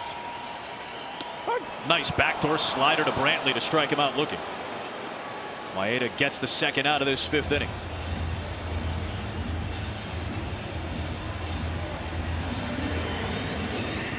This Houston lineup is it's just so deep. Like you said, AJ, there just is no holes in that lineup. 1 through 9, they're bringing out guys who can do a lot of different things with the bat. They can drive it to right. They can do damage. They make you throw the ball in the zone too. There's McCormick taking ball one. Well, they don't chase and they don't strike out. That's it. I mean, they put the ball in play, and when you don't chase out of the zone, a pitcher, it is so much harder as a pitcher to get all these big time, awesome, great hitters out in the zone. If you let them get themselves out, if they will, but if they won't chase, man, that is so tough on a pitcher. It's exhausting, actually. It's been one of the hallmarks for the Astros during this run. They've typically been in the top 5 in lowest strikeouts and lowest chase.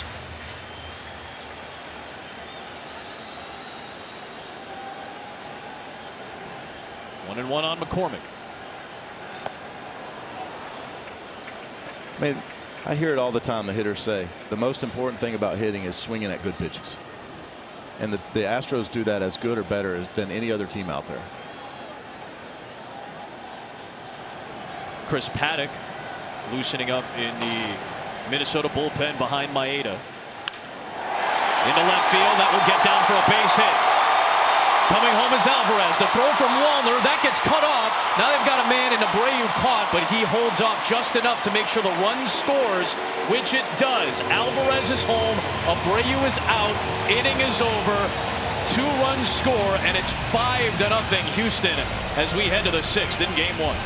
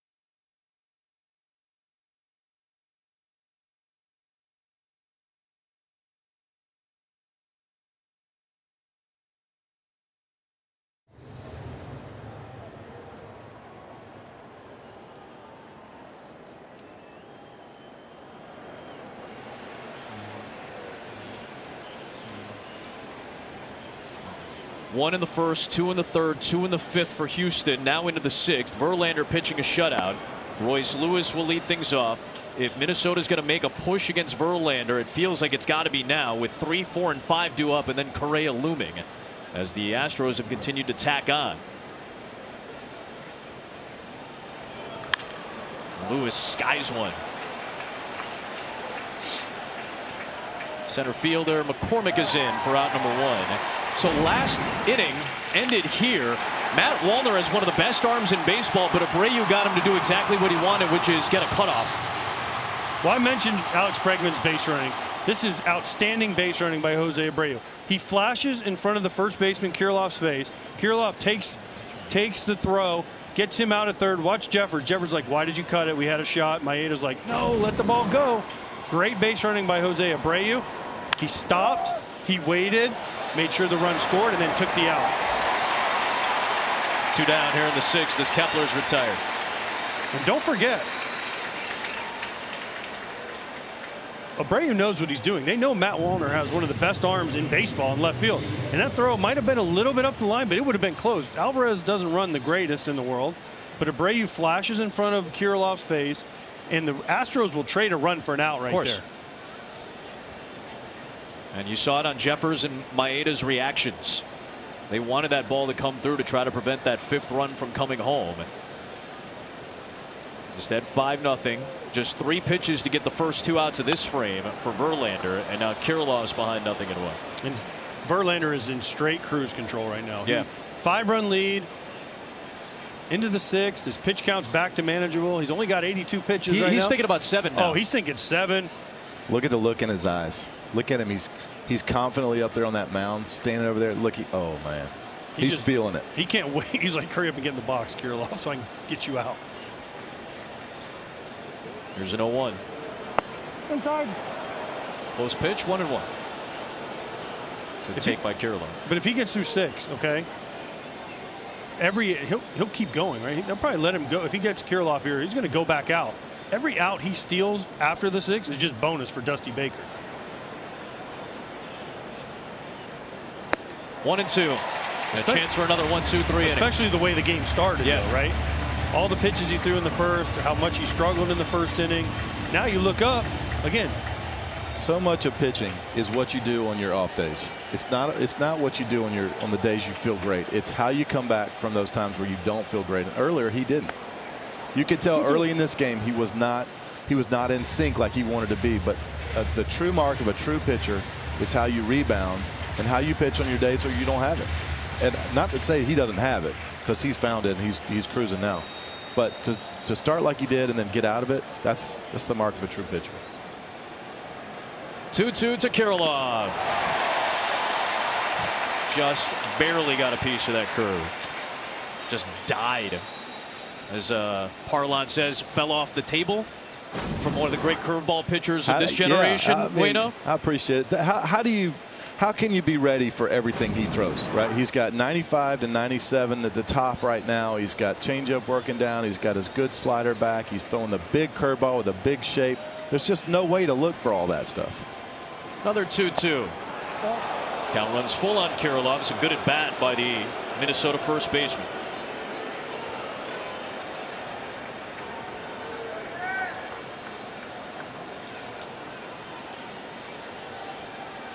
I still think his best finishing pitch is that good hard heater up. There was. Did he go around? He did not. A crucial at bat by Kirilloff to get on base. And that will bring up Carlos Correa. Our player profile, we lock in on Correa. It's brought to us by Liberty Mutual. He was sitting on his couch with his wife Daniela last October watching his old team win a World Series. And he was missing the playoffs for the first time since the Astros last missed the playoffs in 2016. He looked at his wife and said, I never want to miss the playoffs again. Well, they need him to come up big, not only here potentially, but for the rest of this series if they're going to have a shot against the defending World Series champs.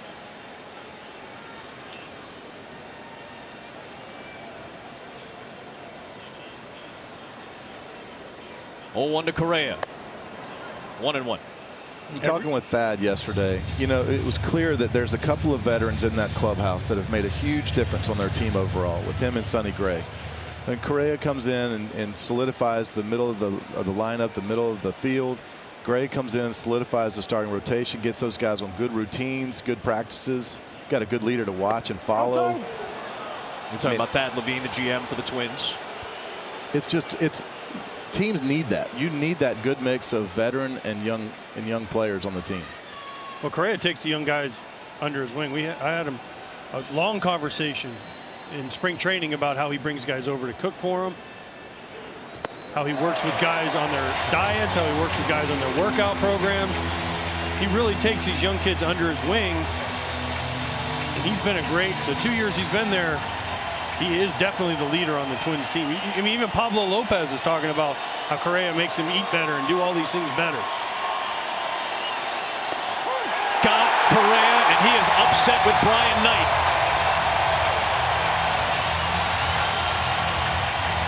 A 6th Verlander strikeout. A 6th Verlander shutout inning. One of the great postseason pitchers of this generation, perhaps in the history of the sport. Only Andy Pettitte has made more starts. Only Andy Pettitte has more playoff wins. He's in line for one in Game 1.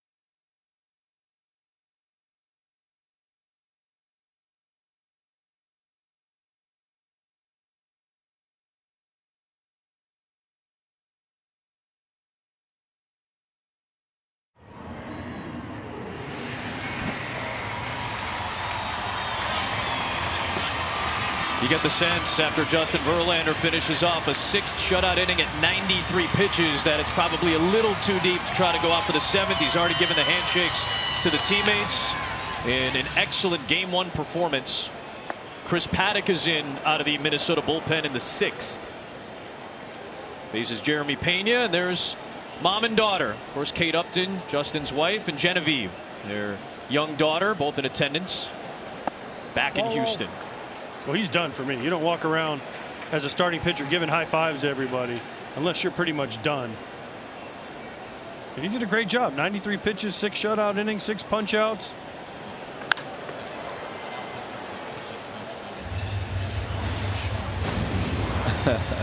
This is Verlander a couple of moments ago, and he's even looking at his pitching coach. Joshua Miller says, "Are you sure?" Because I can only imagine Verlander sitting there going, "Are you serious? Do you see how I'm feeling right now?" Give me one more. I'll get out there for one more. I imagine had he gotten through Correa or maybe hadn't walked Kirilloff, then maybe he'd be out there for the 7th. But 93 pitches. He has dominated Minnesota since he's left the American League Central and come to Houston. In the air to center field. Back goes Taylor. And that will retire Pena. So Paddock coming on gets the first out. Chris Paddock in his 2nd year with Minnesota after coming over in a trade from San Diego. Only made 5 starts in 2022 before he had to shut it down, get Tommy John surgery. He just came back September the 24th for this stretch run. The Sheriff. He's back. Missed, what, almost 18 months it was? Close to 18 months, 16 to 18 months with Tommy John surgery. Made his way back. And the Twins think he can be a weapon for him, whether it's multiple innings. Like today, I think he's going to go multiple innings. Rocco Baldelli said he doesn't know if he can go back to back, which is understandable. But if he can give him 2 or 3 innings here, that puts the Minnesota bullpen in great spot for the next next game tomorrow. I think going into today, we knew this was going to be a tough task for the Minnesota Twins. Verlander matches up very well with them. His strengths and their weaknesses line up really well. We knew if he was on his game, he was going to have a good chance to pitch a good game. But we also saw early on they put him in some spots and he got out of them. You know, that's the key.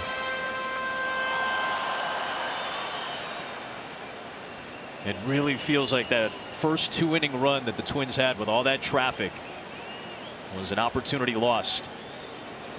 Maldonado goes down swinging on a change. They're 2 down. This postseason, get the best 5G coverage in the game with T-Mobile, America's largest and fastest 5G network. 2 away for Altuve. The Twins started 4 for 8, and then they went 0 for 12 after that. 6 of their first 10 batters reached base and scored no runs 0. across. And scored 0. Exactly. They had traffic in the first. Verlander got a double play in that inning despite 2 walks and a hit in the frame by Minnesota. Altuve came up in the bottom of the first, hit the solo home run off of Bailey Ober, and Houston took it from there.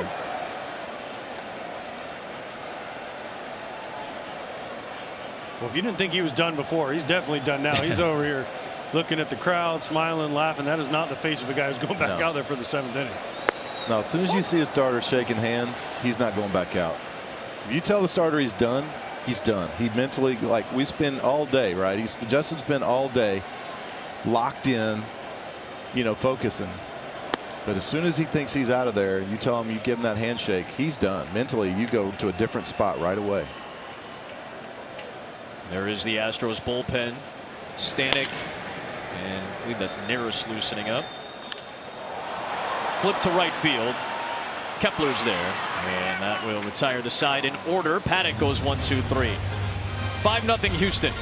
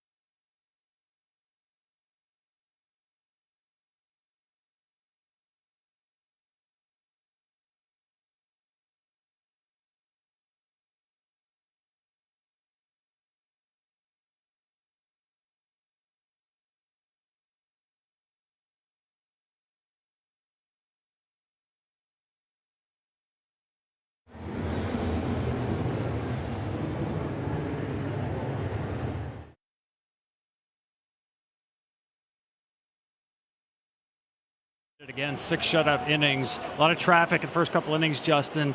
It looked like the curveball to Polanco in the third got you back on track. What changed? Just some tempo stuff, you know. Was a little out of sync early on and was able to start to find it. And really the curveball for me is a pitch that once I can start to land it and bring it below the zone the way I want to, I know my timing's better. So that started to come along, so that was a good sign because I needed it. Justin, 2 ground ball double plays and 11 starts with the Astros, 2 in the first 2 innings. How big were those pitches? They were huge. I mean, obviously, not the way you'd script starting it, but you just want to try to find any way you can to get out of some trouble. And, you know, I know guys look for my fastball up, so when I can go down with it, sometimes I can get guys to get on top of it because they're so aware of the fastball up. So, you know, was able to get a couple big ones there. I know you got a lot of fans in the stands and family as well. How cool was that moment to share it with them? Great. You know, it's always a pleasure to be able to look up and see my family, especially my daughter. You know, we have a day game, so she's able to come and, you know, see her up there and be able to smile and say I love you. It's just, you know, what it's about. Thanks so much, Justin. Well done. Thanks, Tom. Almost 5 years old now, Genevieve. I thought he was waving at me. I was waving back. I didn't know. You were so excited. He and Kate got married a couple days after the 2017 World Series, and Genevieve is almost 5 now. Hector Neris ends up hitting Matt Wallner. Jeffers flips one into right center field. That gets down for a base hit. On to second goes Wallner. AJ, you said something earlier. You got to get Verlander out of the game if you're Minnesota. Now, he naturally comes out of the game at 93 pitches. Neris has been phenomenal this year, but if you're going to strike, Minnesota's got to strike now. Absolutely. This is your shot. Now, especially first and second, no outs. You're bringing in a pinch hitter here. You're just got to get the runs in. They've had so many opportunities early in the game. Listen, Neris gave him a free base runner by hitting the leadoff guy. Then Jeffers is great at the first pitch, breaks his bat, flips the ball into right field. This is your shot.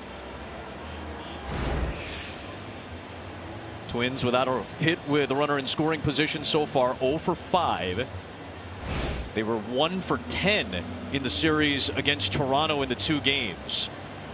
And Willie Castro, a switch hitter, is going to come up for Michael A. Taylor here.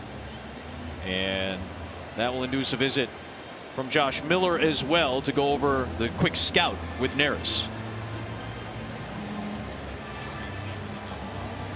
While we have a moment, a quick word from Capital One. We need a clutch hit. Derek Jeter. Hang in there, rookie. So Neris, who's been as good as he ever has been in his career, now 34 years of age. He's got the great splitter and a really good fastball. Willie Castro is going to come in off the bench. He's got power and speed. If he can get on base and turn this back to the top, things could get very interesting for Minnesota's offense. Well, you know, sometimes when you're the team that's losing at the time, and they take out the starting pitcher who's rolling, that gives your whole dugout a big jolt. You go, all right, now we go. And so I'll guarantee you that's what that Twins dugout is saying over there right now. Well, I agree with that, except for there's one difference in that. Usually that's when it's 1-0 or it's close. You're down 5. Yeah, but you know, you got to rally. You got to rally around something. They need to rally around a couple hits with runners in scoring position, but they need to rally around. Quickly, 0-2 on Willie Castro. And a 1 for 15 in the postseason so far for Minnesota. One thing I didn't like with Willie Castro, he took fastball right down the middle. As a pinch hitter, you get 3 swings. You cannot take the first pitch heater right down the middle. Because then, guess what? From Hector Neris, he only throws 2 pitches, fastball split.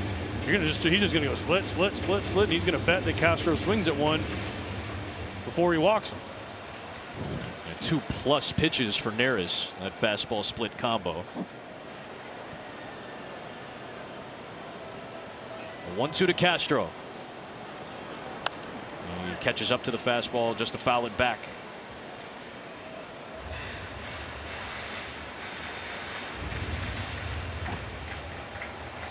Willie Castro came over from Detroit. His first season with Minnesota, 4 years with the Tigers. He was a little surprised that they got rid of him. But he showed enough in spring training to earn a spot. He's a key, hitting from both sides of the plate for Minnesota this season. A 1-2. Split in the dirt, lays off, 2-2. I asked you in the break, AJ, can you talk to me about how you're looking when you're facing a pitcher that has a good splitter?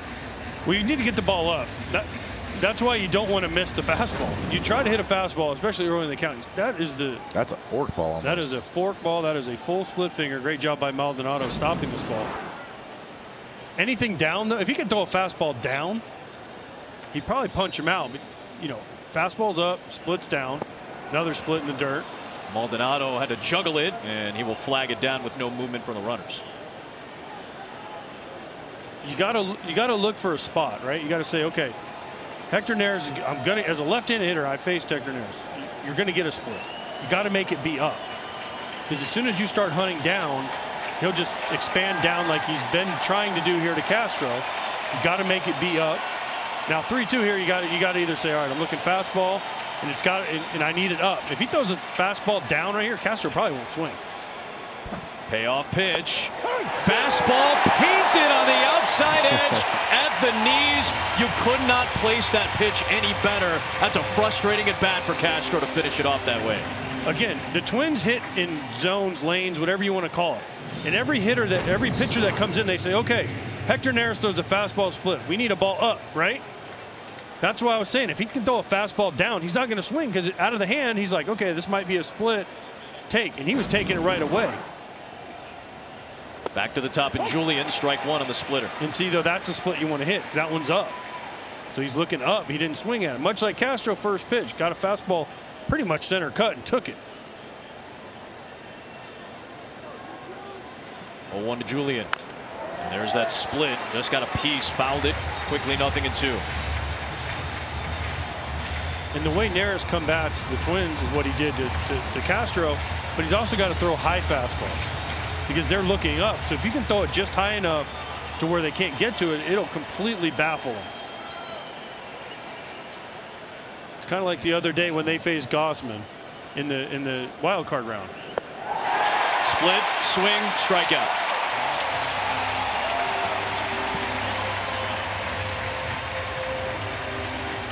So wait, no, if I'm facing Neris again, first pitch split, right? That's the one I want to hit. It starts up. I got to let it eat on that one, right? Now the next one, still a decent one, still high. Now this one you can't swing at. But you get 2 strikes, you get a little anxious. Playoffs, haven't got hit runners in scoring position. 7th inning at 0, so you chase. Yeah, that first pitch was the one hit, like you said, but it looked like it started in a little bit more than he thought it was going to, and kind of caught him off guard. But you're right, man, those ones up. That was the key to them beating Gausman the other day, right? Was taking those splits low. They to your credit, man, you called that heater. That was awesome, by the way. They were taking those fastballs down and those splits down the other day and looking for the ball up, and they probably went the same approach right there off Neris. Maldonado throws behind Wallner, who took a big secondary lead, and Machete was trying to catch him napping. Instead, 2-0 the count. Everybody's safe. If you watch the wild card game the other day against Gausman, that was their plan. This is the ball in the dirt. Good throw by Maldonado, hits him right in the elbow. Oh man, that's tough for Wallner. And goes right to Altuve. Altuve's like, what? How'd I get the ball? Well, keep an eye on that. That's in that forearm area. That's tough for Wallner. Polanco lifts one deep to right field, and he just changed the complexion of this game with one very important swing to the upper deck in Houston. It's 5-3 when they needed it most. One of their longest tenured Twins comes up clutch.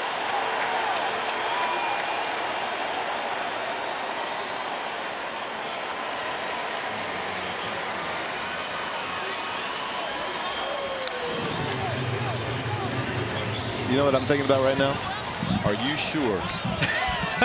Verlander. Yeah, hey, leave your starters in the game. I always say it, but you know, who knows what would happen if he comes back out. But Justin Verlander was cruising. He knew he was cruising. You want to take me out? Are you sure? Now you're thinking, well, maybe I should have left him in. I don't know. The swing they needed to get back in it. Here's Lewis. Strike. Outside? Or no, thought it was a strike. It was outside. Beg your pardon. 1-0.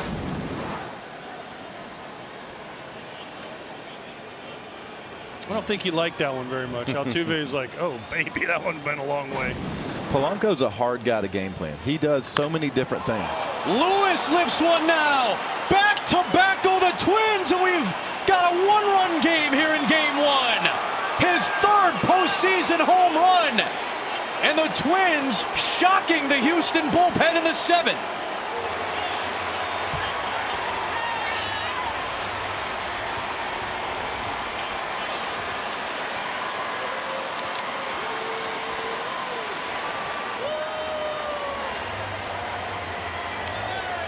It's not the Bomba squad of 4 years ago, but this team can punch it. And 2 huge swings has made it a 1-run game. Couple things. Behind in the count, 2-0 to Polanco, had to throw a fastball. 1-0 to Royce Lewis, threw him a fastball. Both middle, kind of, up. 2 home runs for the Twins. They're back in the game. The land of 10,000 rakes has traveled south, and Royce Lewis continues to swing a hot bat. 3 career playoff games, 3 career playoff home runs for Lewis. First it was Polanco with 2 men aboard to change the course of this game. Lewis has done so further. It's 5-4 in the 7th. The Twins aren't going away in game 1.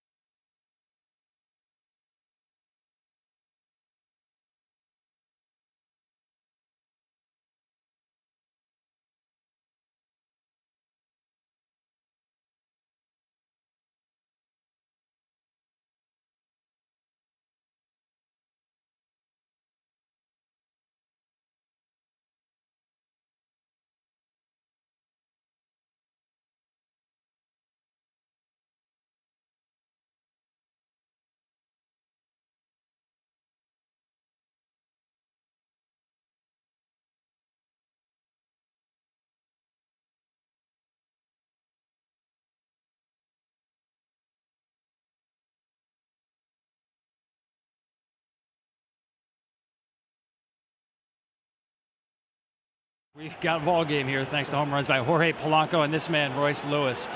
Royce, pitching change for the Astros. The tenor in this dugout changed with Verlander out of the game. Yeah, you know, we just kept our mindset on getting runs and helping out our pitchers because they've been keeping us in the game, and we still got a lot of work to do.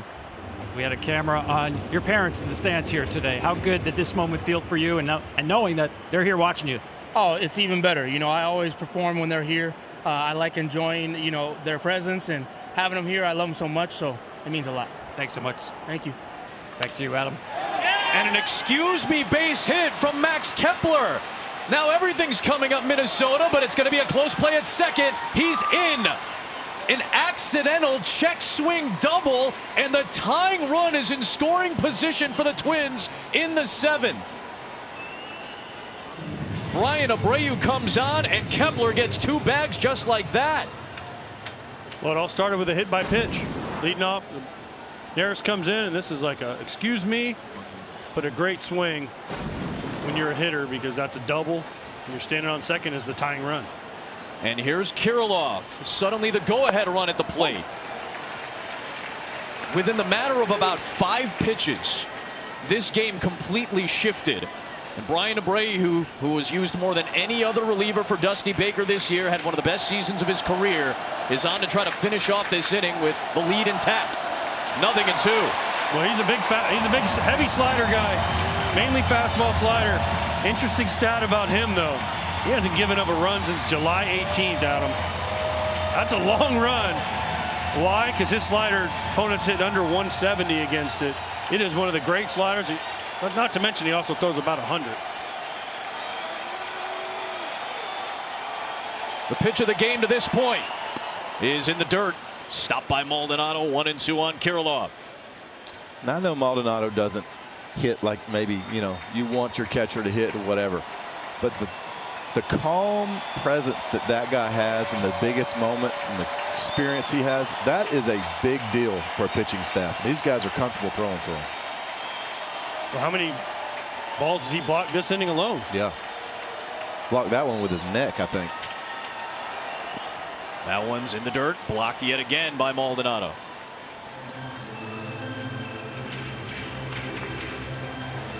Abreu was sparkling in the postseason run to the World Series last year. 11 1/3 without allowing a run.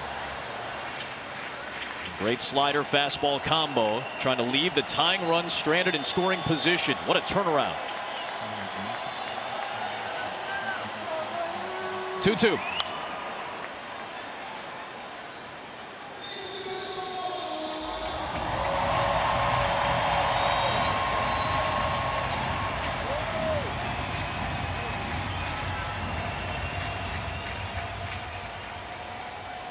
Playoff star blossoming in front of our eyes, Royce Lewis, this week. His homer has made it a 1-run game. The 2-2 to Kirilloff.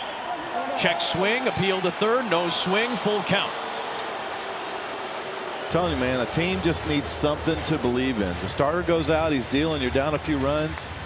If you just keep that good mindset that we're still in this thing, we can do it. You have to. If you don't stay in that position in your mind, you're toast, especially against a great team like the Astros. It seems like they kept their mind right in the right spot. Payoff pitch is swung on and missed. Abreu finishes it off in the 7th, but the Twins have turned this game around. William and Cindy, watching their son battle through injury, battle through the hamstring and the ACLs. Polanco and Lewis go deep. It's 5-4 at the stretch in Game 1 in Houston on FS1.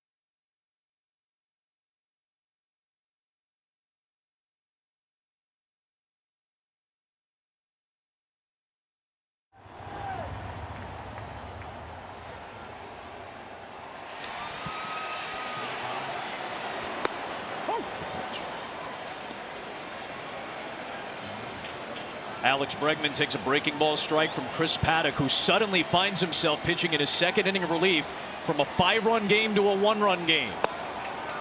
The Twins had 4 hits in 6 innings on Justin Verlander. They had 4 hits alone and 4 runs on a couple of homers against the Astros bullpen. Castro stays in to play center field after he came on as a pinch hitter for Michael A. Taylor in that 7th inning, where 8 Twins came to bat, 4 of whom came across the plate to shift the game. This is going to probably be Paddock's last hitter. You have Thielbar, the lefty, warmed up. You have Alvarez and Tucker, 2 lefties coming up. Yep. Up and in on Bregman at 97, 2-2.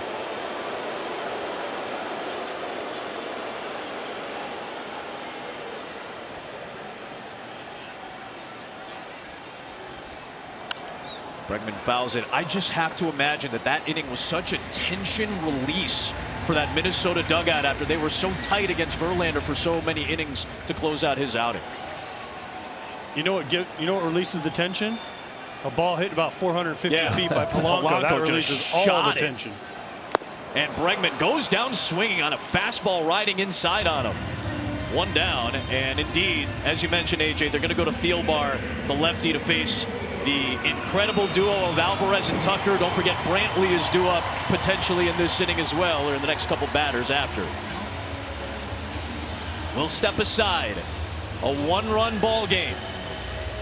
Bottom of the 7th in game 1 of the ALDS.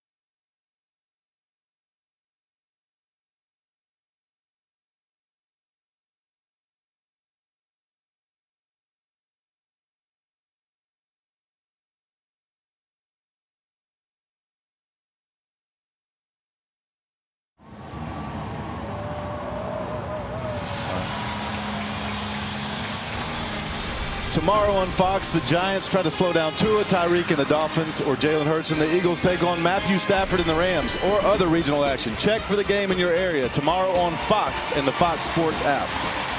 Cards red. Wainwright 1. Pierzynski nothing. Score: Houston 5, Minnesota 4, and Caleb Thielbar, one of their top relievers and their lone lefty in the bullpen, will come on to face 2 electric lefties in Alvarez and Tucker. Alvarez has homered in this game already. Tucker has doubled. And he went after the first fastball he saw and swung through. 0-1. He tried to make a point right there, didn't he? But see, here's the thing, man. There's something about all these playoff teams that's unique, and it's all the same, right? All these playoff teams, they have a never say die attitude. They're never out of any game. They always believe they can come back. And the teams that are home, they didn't probably have that same attitude. Now, see, I disagree with that. Every team believes you can come back. Just a matter of, do you have good enough players to be able to come back? Yeah, but I've been on teams both ways, where teams that you get behind and you go, oh man, we're behind, and then you get behind and you go, dude, we still got this. You know, I've felt that both sides. Alvarez with a response, his second of the game off the pole. Alvarez said he got that. Yep.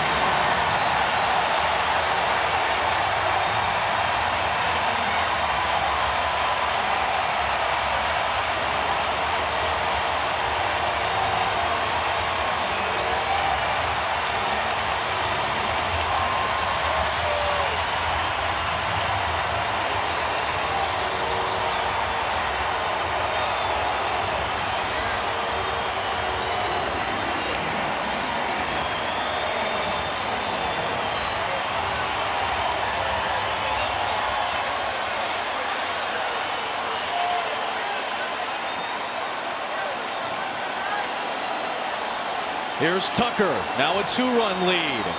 He waves and misses. Thielbar had not allowed a home run to a left-hander all year. This left-hander is at 2 today, 1 against a righty, and then that one a moment ago off Thielbar, the left-hander. Let's not forget Yordan Alvarez was Player of the Month in September for the American League, okay?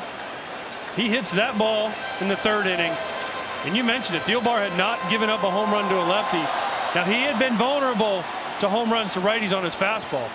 Alvarez hit his curveball. His curveball is one of the best curveballs in all of baseball, right-handed or left-handed.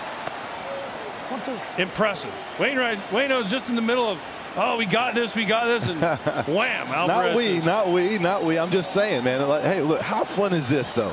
You know, and some people are made for the big moments, and Yordan Alvarez is made for the big moments. He proves that time after time. One big thing about Alvarez and Tucker, yes, they brought in Thielbar. They're not affected by left-handed pitching. That's a curveball, doesn't do much. Alvarez clips it so far out front, hits the Chick-fil-A foul pole down the right field line.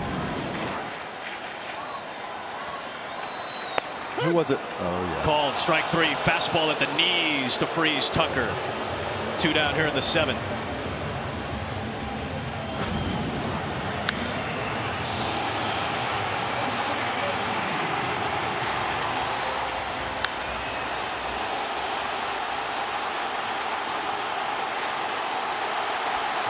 Last year in the postseason, Yordan Alvarez came up to bat for the 3rd time against a very good lefty from the Phillies. And the 3rd time he got him. Do you remember that? It was the biggest home run of that postseason, of that World Series, if I remember right.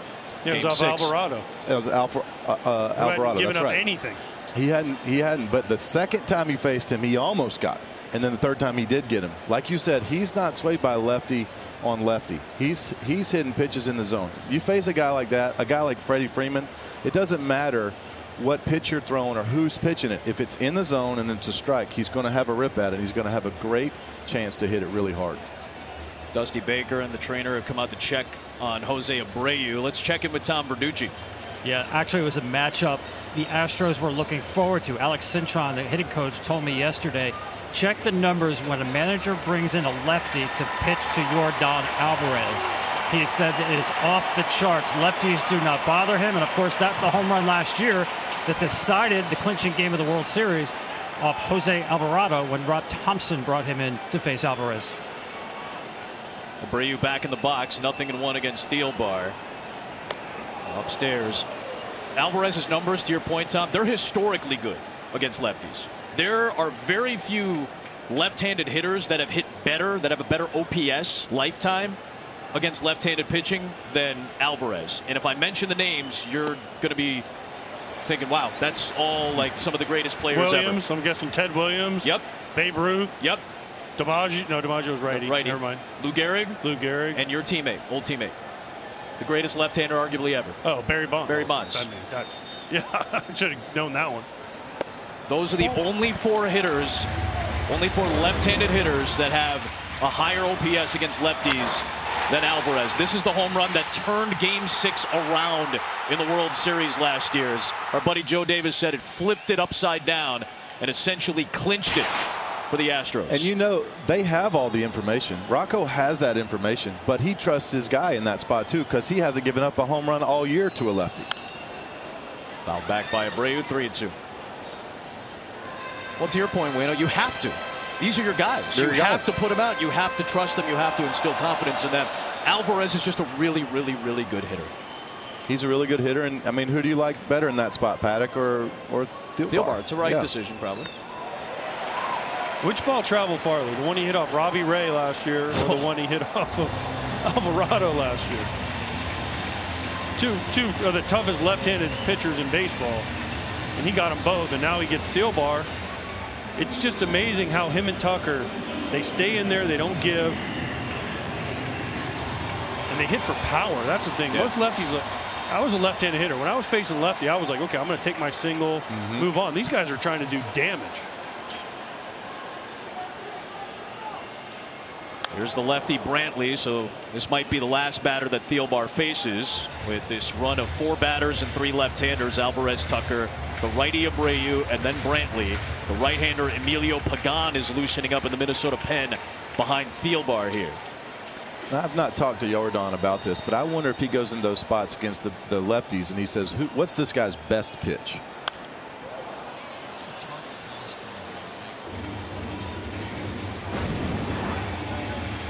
Well, here's the target.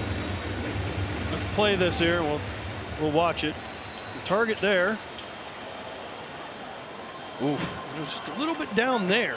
What kind of is that? Where I think it might have been a deep target. So the target is where you want him to start the curveball.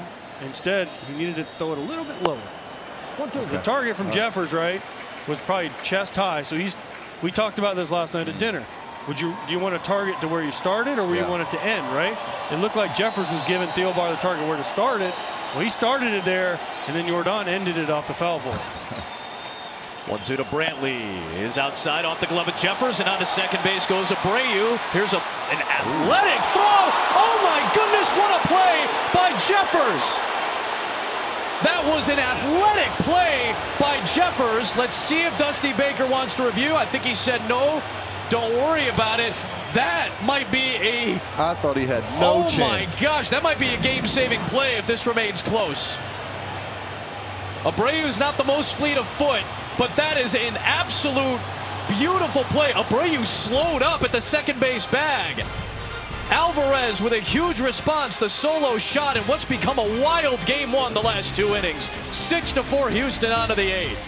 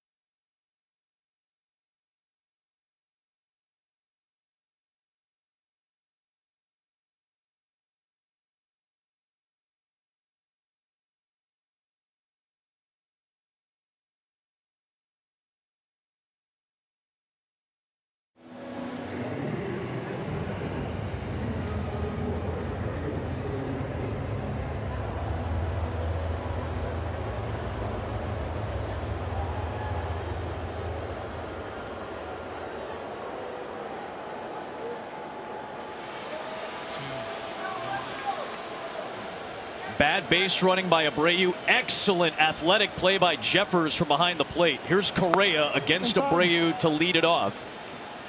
And Brian deals to Carlos and misses inside. 1-0 on Correa, who's 1 for 3 in his ALDS Minnesota debut.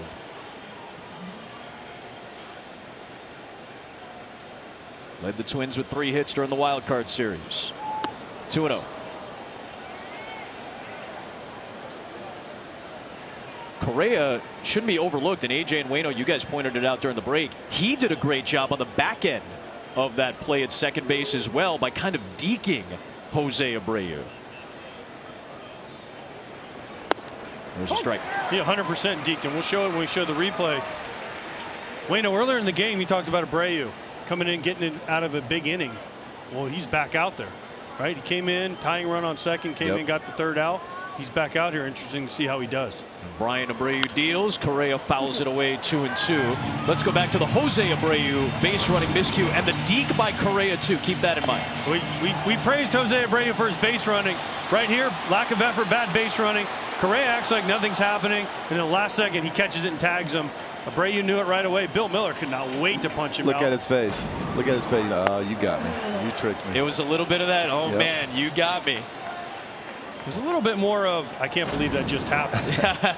Hey, I liked Jeffers' effort right away too. He takes the brief look over, sees him going. He committed 100% on making this play at second and made it happen. Correa rips one past Bregman down the line towards the corner. Correa not sprinting his way. I wasn't sure if he was dealing with that foot issue or not. He's still with plantar fasciitis for the better part of this season. Wasn't busting it out of the box. He knew he had a double from the get-go, but he just kind of cruised in. He's in a scoring position. We'll just keep an eye on that, how he's running, if that is an issue. Just a rocket. No other way to say it. 3-2. He had a pretty good idea what he was going to get. Slider from Abreu. Correa doesn't miss it. As soon as he realizes it's an easy double, he shuts it down. Is he limping a little bit? I don't want to assume it. I'll just keep an eye out for that. At this point in the season, everybody out there has got something wrong with their body, right? And so, like, he saw stand-up double. There's no reason for him to keep busting right there, slide in second. He knew he could cruise into that. Here's Wallner. So now the tying run will come to the plate for Minnesota with nobody out. We talked to Carlos Correa. I already mentioned it on my podcast, Foul Territory, earlier. He said he only wore 1 pair of shoes. He found a pair of shoes that he had to wear every day. Not cleats, shoes to the park. And he bought every one he could find on the internet because that was the only one he could find that didn't hurt his feet. He's been dealing with that plantar fascia issue all season long. He was out for the final stretch of the season with that same issue. Boy, how big is that solo home run by Alvarez right now? Otherwise, Correa would be the tying run at second base.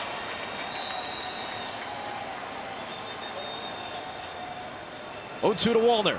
Check swing foul into the dugout there. The Twins are going, you know what, though? We got the tying run at the plate. You know, that's the attitude I'm talking about, man. The guy, we talked about it, he got out of that big inning last time. He's back out there, leadoff double. You never know what happens. And nobody up either. Yeah. I thought Dusty would have somebody up, ready to go. I like that too, though. That gives you got a lot of confidence in your pitcher right there. 1-2. Sometimes when you're on the mound and you turn around, you see somebody warming up, you go, what the heck? And then sometimes you look down there and you don't see anybody warming up, and you're like, that's right. They know I got this. You know, there's a mentality there. What did you say earlier, AJ? July 15th was the last time Abreu allowed a run that he had not inherited. 1-2. Got Wallner with a high fastball.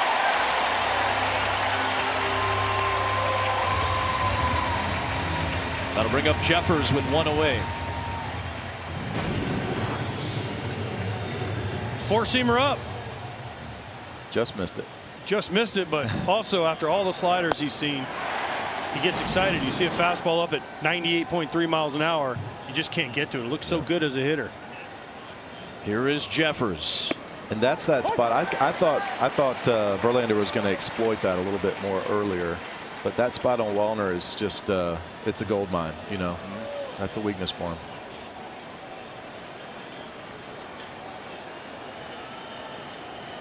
Correa at second, 1 out, 8th inning, game 1.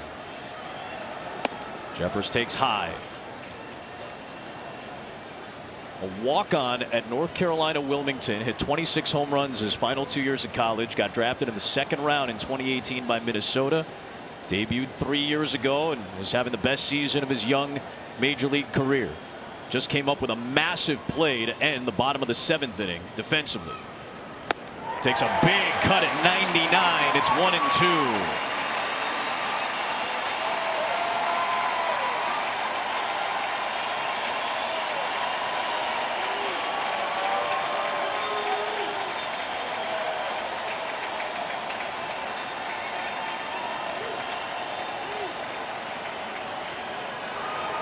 Up and in, off the glove of Maldonado, and on to third base goes Correa.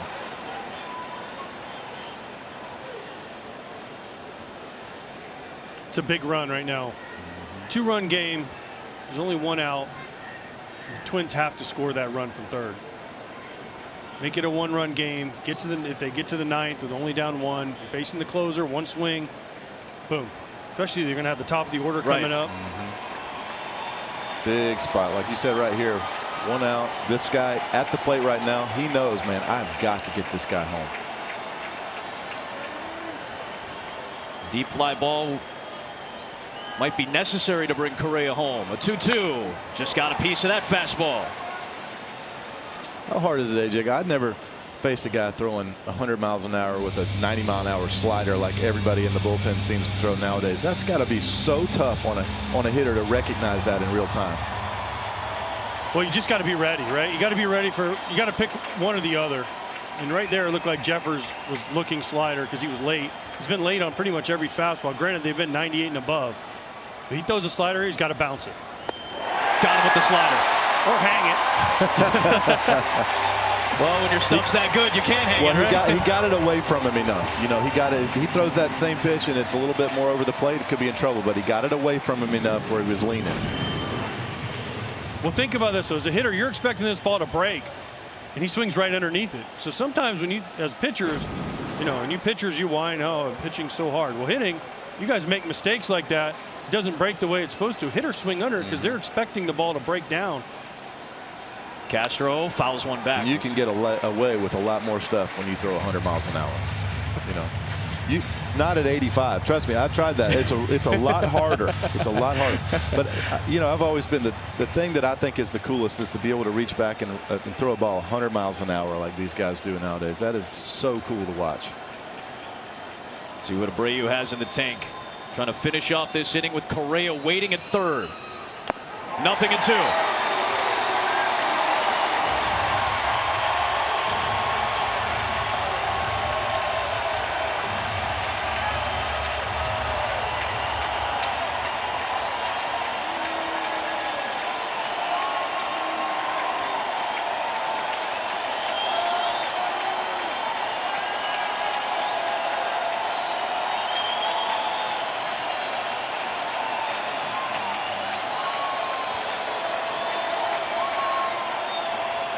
Abreu to Castro.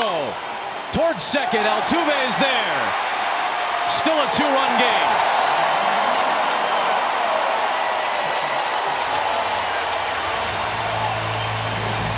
Still untouched for the better part of the last 3 months. Brian Abreu gets out of the jam.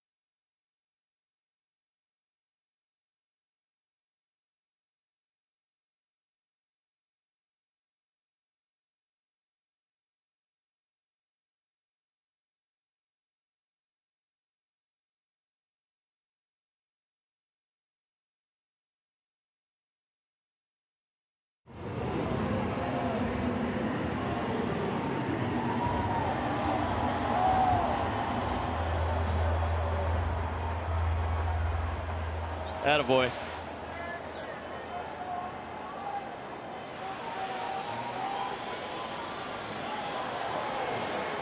Emilio Pagan is on for the Twins to face Michael Brantley, who was left at the plate when Jose Abreu was caught stealing to finish off the bottom of the 7th. Pagan, one of the more heavily used relievers in what has been a strong bullpen in the postseason so far.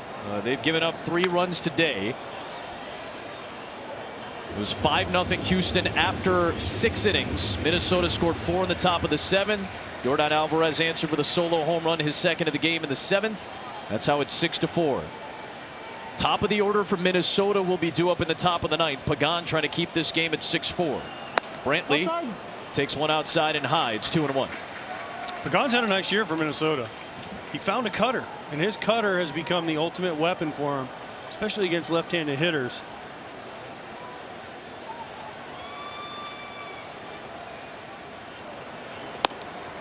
Upstairs, and it's 3-1 on Brantley. Well, you have to get Michael Brantley out in the zone. He is such a professional hitter. He can hurt you in a lot of ways, but he takes what you give him also. If you paint the ball down the way, he's comfortable taking it to left, and you throw it in, he's comfortable driving it to right. Outside. And Brantley is aboard to lead off this bottom of the 8th inning. If you're just joining us, here's what you missed so far in Game 1 between the Twins and Astros. Justin Verlander, making his 35th career postseason start, was excellent after having a lot of traffic early. Yordan Alvarez, who's been a beast in the division series the last couple of years, 2 home runs in this game. Back-to-back home runs, a 3-run shot by Polanco and then a solo job by Lewis to get Minnesota back in it. It's 6-4 after it was 5-0. Adam Amin, Adam Wainwright, AJ Pierzynski, Tom Verducci, our fabulous Fox Sports crew from Minute Maid Park in Houston. Game 2 tomorrow. It'll be in prime time on FS1. Chas McCormick behind in the count against Emilio Pagan. There goes Brantley taking off. He didn't have a single stolen base attempt in his 15 regular season games since coming back from the injury. He's got one in the postseason, and a big Houston insurance run gets into scoring position. Well, he got a monster jump. He did. Pagan was not paying attention to him. He let a high leg kick. The best thing Jeffers could have done right here is throw it. See how McCormick went across the plate? Throw it, act like you touch McCormick, fall down. They'll have to send the runner back, but you have to throw it. Unfortunately for the Twins, he doesn't have the handle. Line towards second. It's caught by Julian. More strong infield defense from the Twins. Polanco earlier, Julian here for the first key out in the 8th. Just took a base hit away from McCormick. Base hit and another run. Good positioning by the Twins. Great base running by Michael Brantley. Goes back right away. Knows he's not going to score anyways, even if this ball gets through. And now they're going to pinch run with Dubon for Michael Brantley. He knew exactly where that second baseman was playing to start headed back towards the base right there.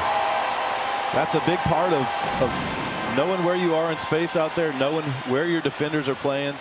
You know, that's a big part of base run. That's a big part of pitching. That's a big part of being an athlete out there is your full understanding and awareness of everything around you. Here's Pena. That one's inside, so Dubon will likely play center field in the 9th inning and shift McCormick over to left. Brantley's done. As a young kid and as a base runner, it takes 5 seconds to turn around and look where everybody is behind you.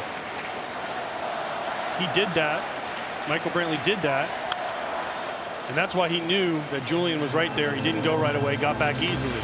But it takes 5 seconds. Just turn around, standing on base, just look behind you, see where everybody is, and then take your lead.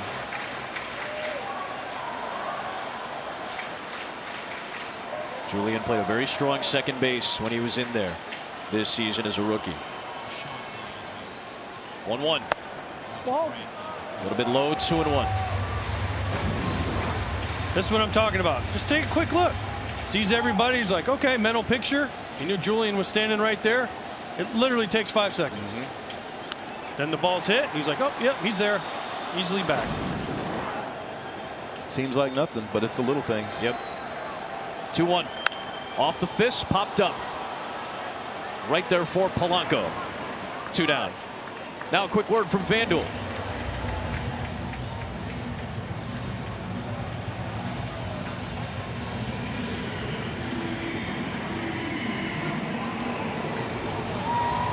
2 down. Pagan will face Martin Maldonado here. Again, Julian, Polanco, and Lewis. Polanco and Lewis both with homers in this game. They will be due up in the top of the 9th inning against Ryan Presley, the excellent Houston closer. Pagan trying to keep this at a 6-4 game. Maldonado trying to add on and bring Dubon home. And he goes after the first fastball he saw.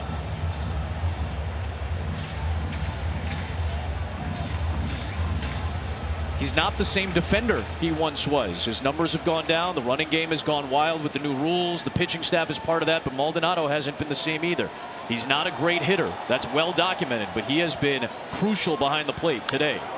And he drills one to right. This should be playable for Kepler. And off we go to the 9th inning. The big boppers are coming up for Minnesota against Presley. Polanco and Lewis saved this game at one point. They'll try to do it in the 9th against the excellent closer.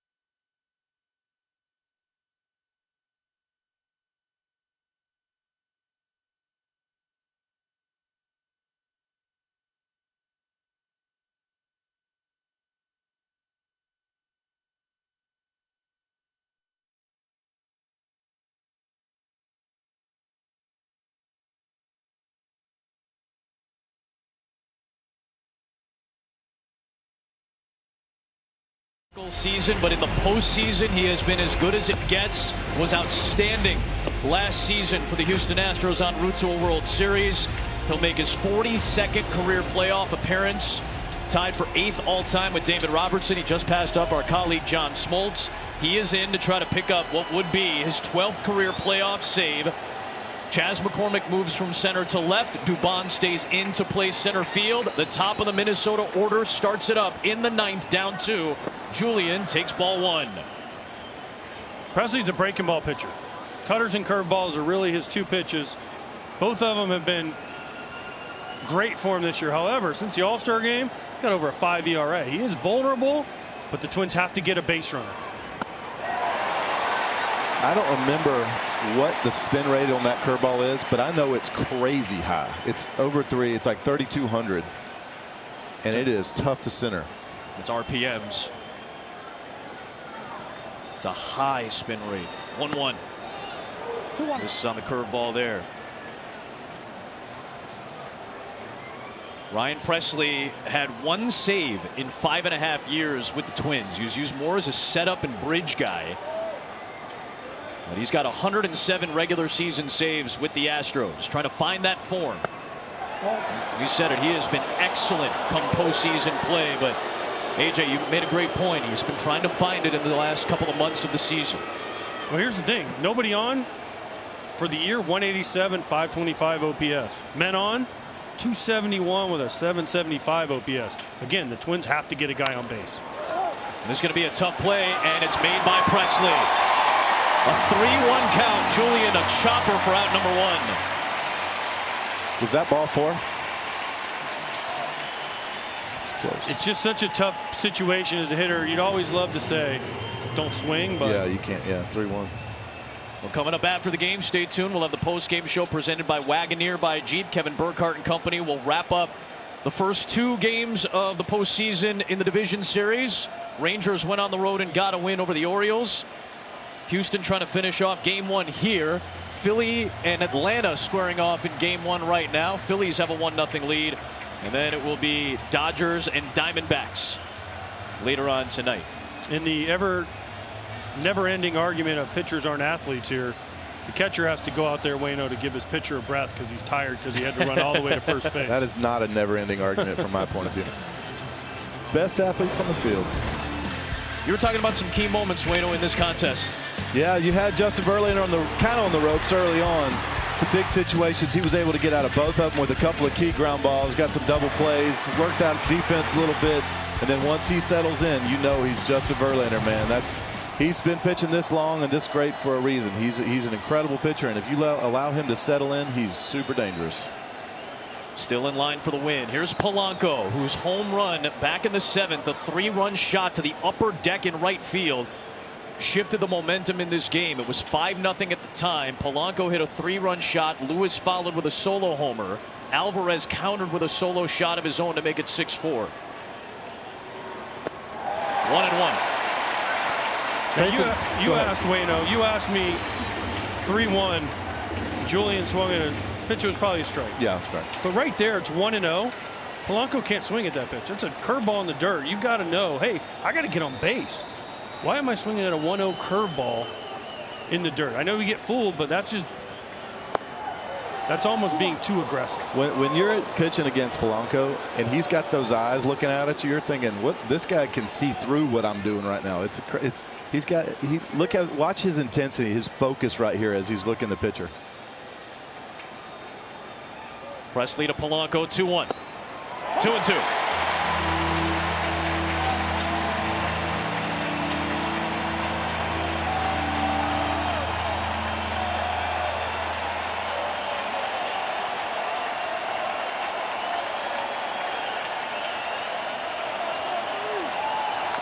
Just staying alive.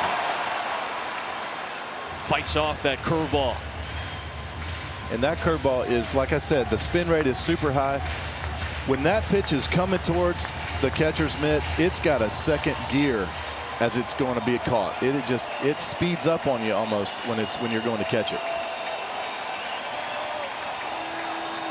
2-2. He struck him out.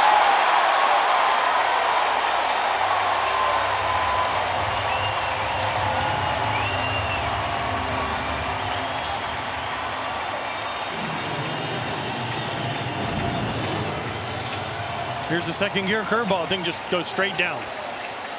Starts off as a strike, ends up below the strike zone, and that has been Presley's bread and butter since he's come over to Houston. Down to their final out, Royce Lewis trying to keep the Twins going in game 1. 1-0. His 3rd postseason home run in his 3rd postseason game. Shades of Gary Gaetti in '87. There's that curveball that just floats high. 2-0 on Royce Lewis.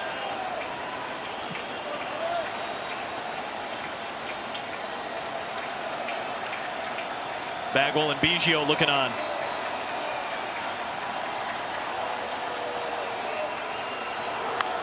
Lewis flips it foul. 2-1.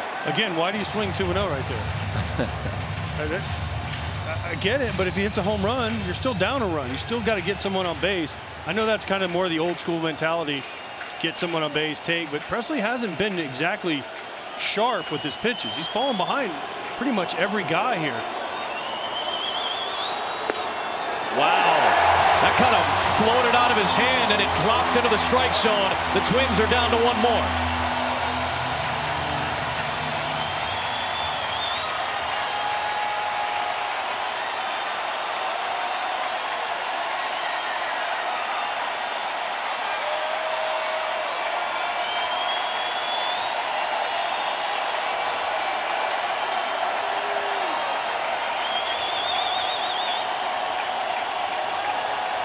He struck him out to finish off game one.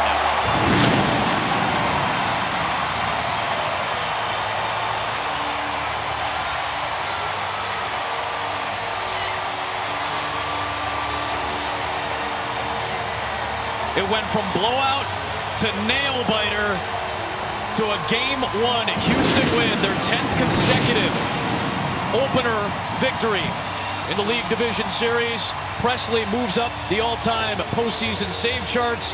Verlander continues his run with the second most postseason wins. 2 home runs for Yordan Alvarez and a 6-4 Astros win the opener. Everybody that thought the Astros might be vulnerable this year, some old friends came back to play. Justin Verlander, 6 shutout. Yordan Alvarez, 2 home runs.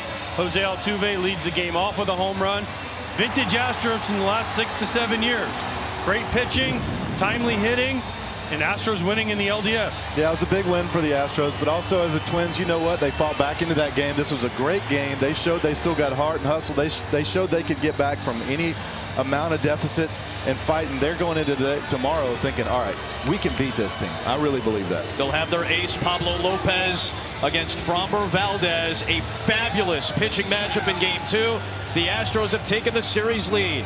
For AJ, Adam, Tom, our great crew, Adam Amin sending it to Kevin Burkhardt and the guys in Los Angeles.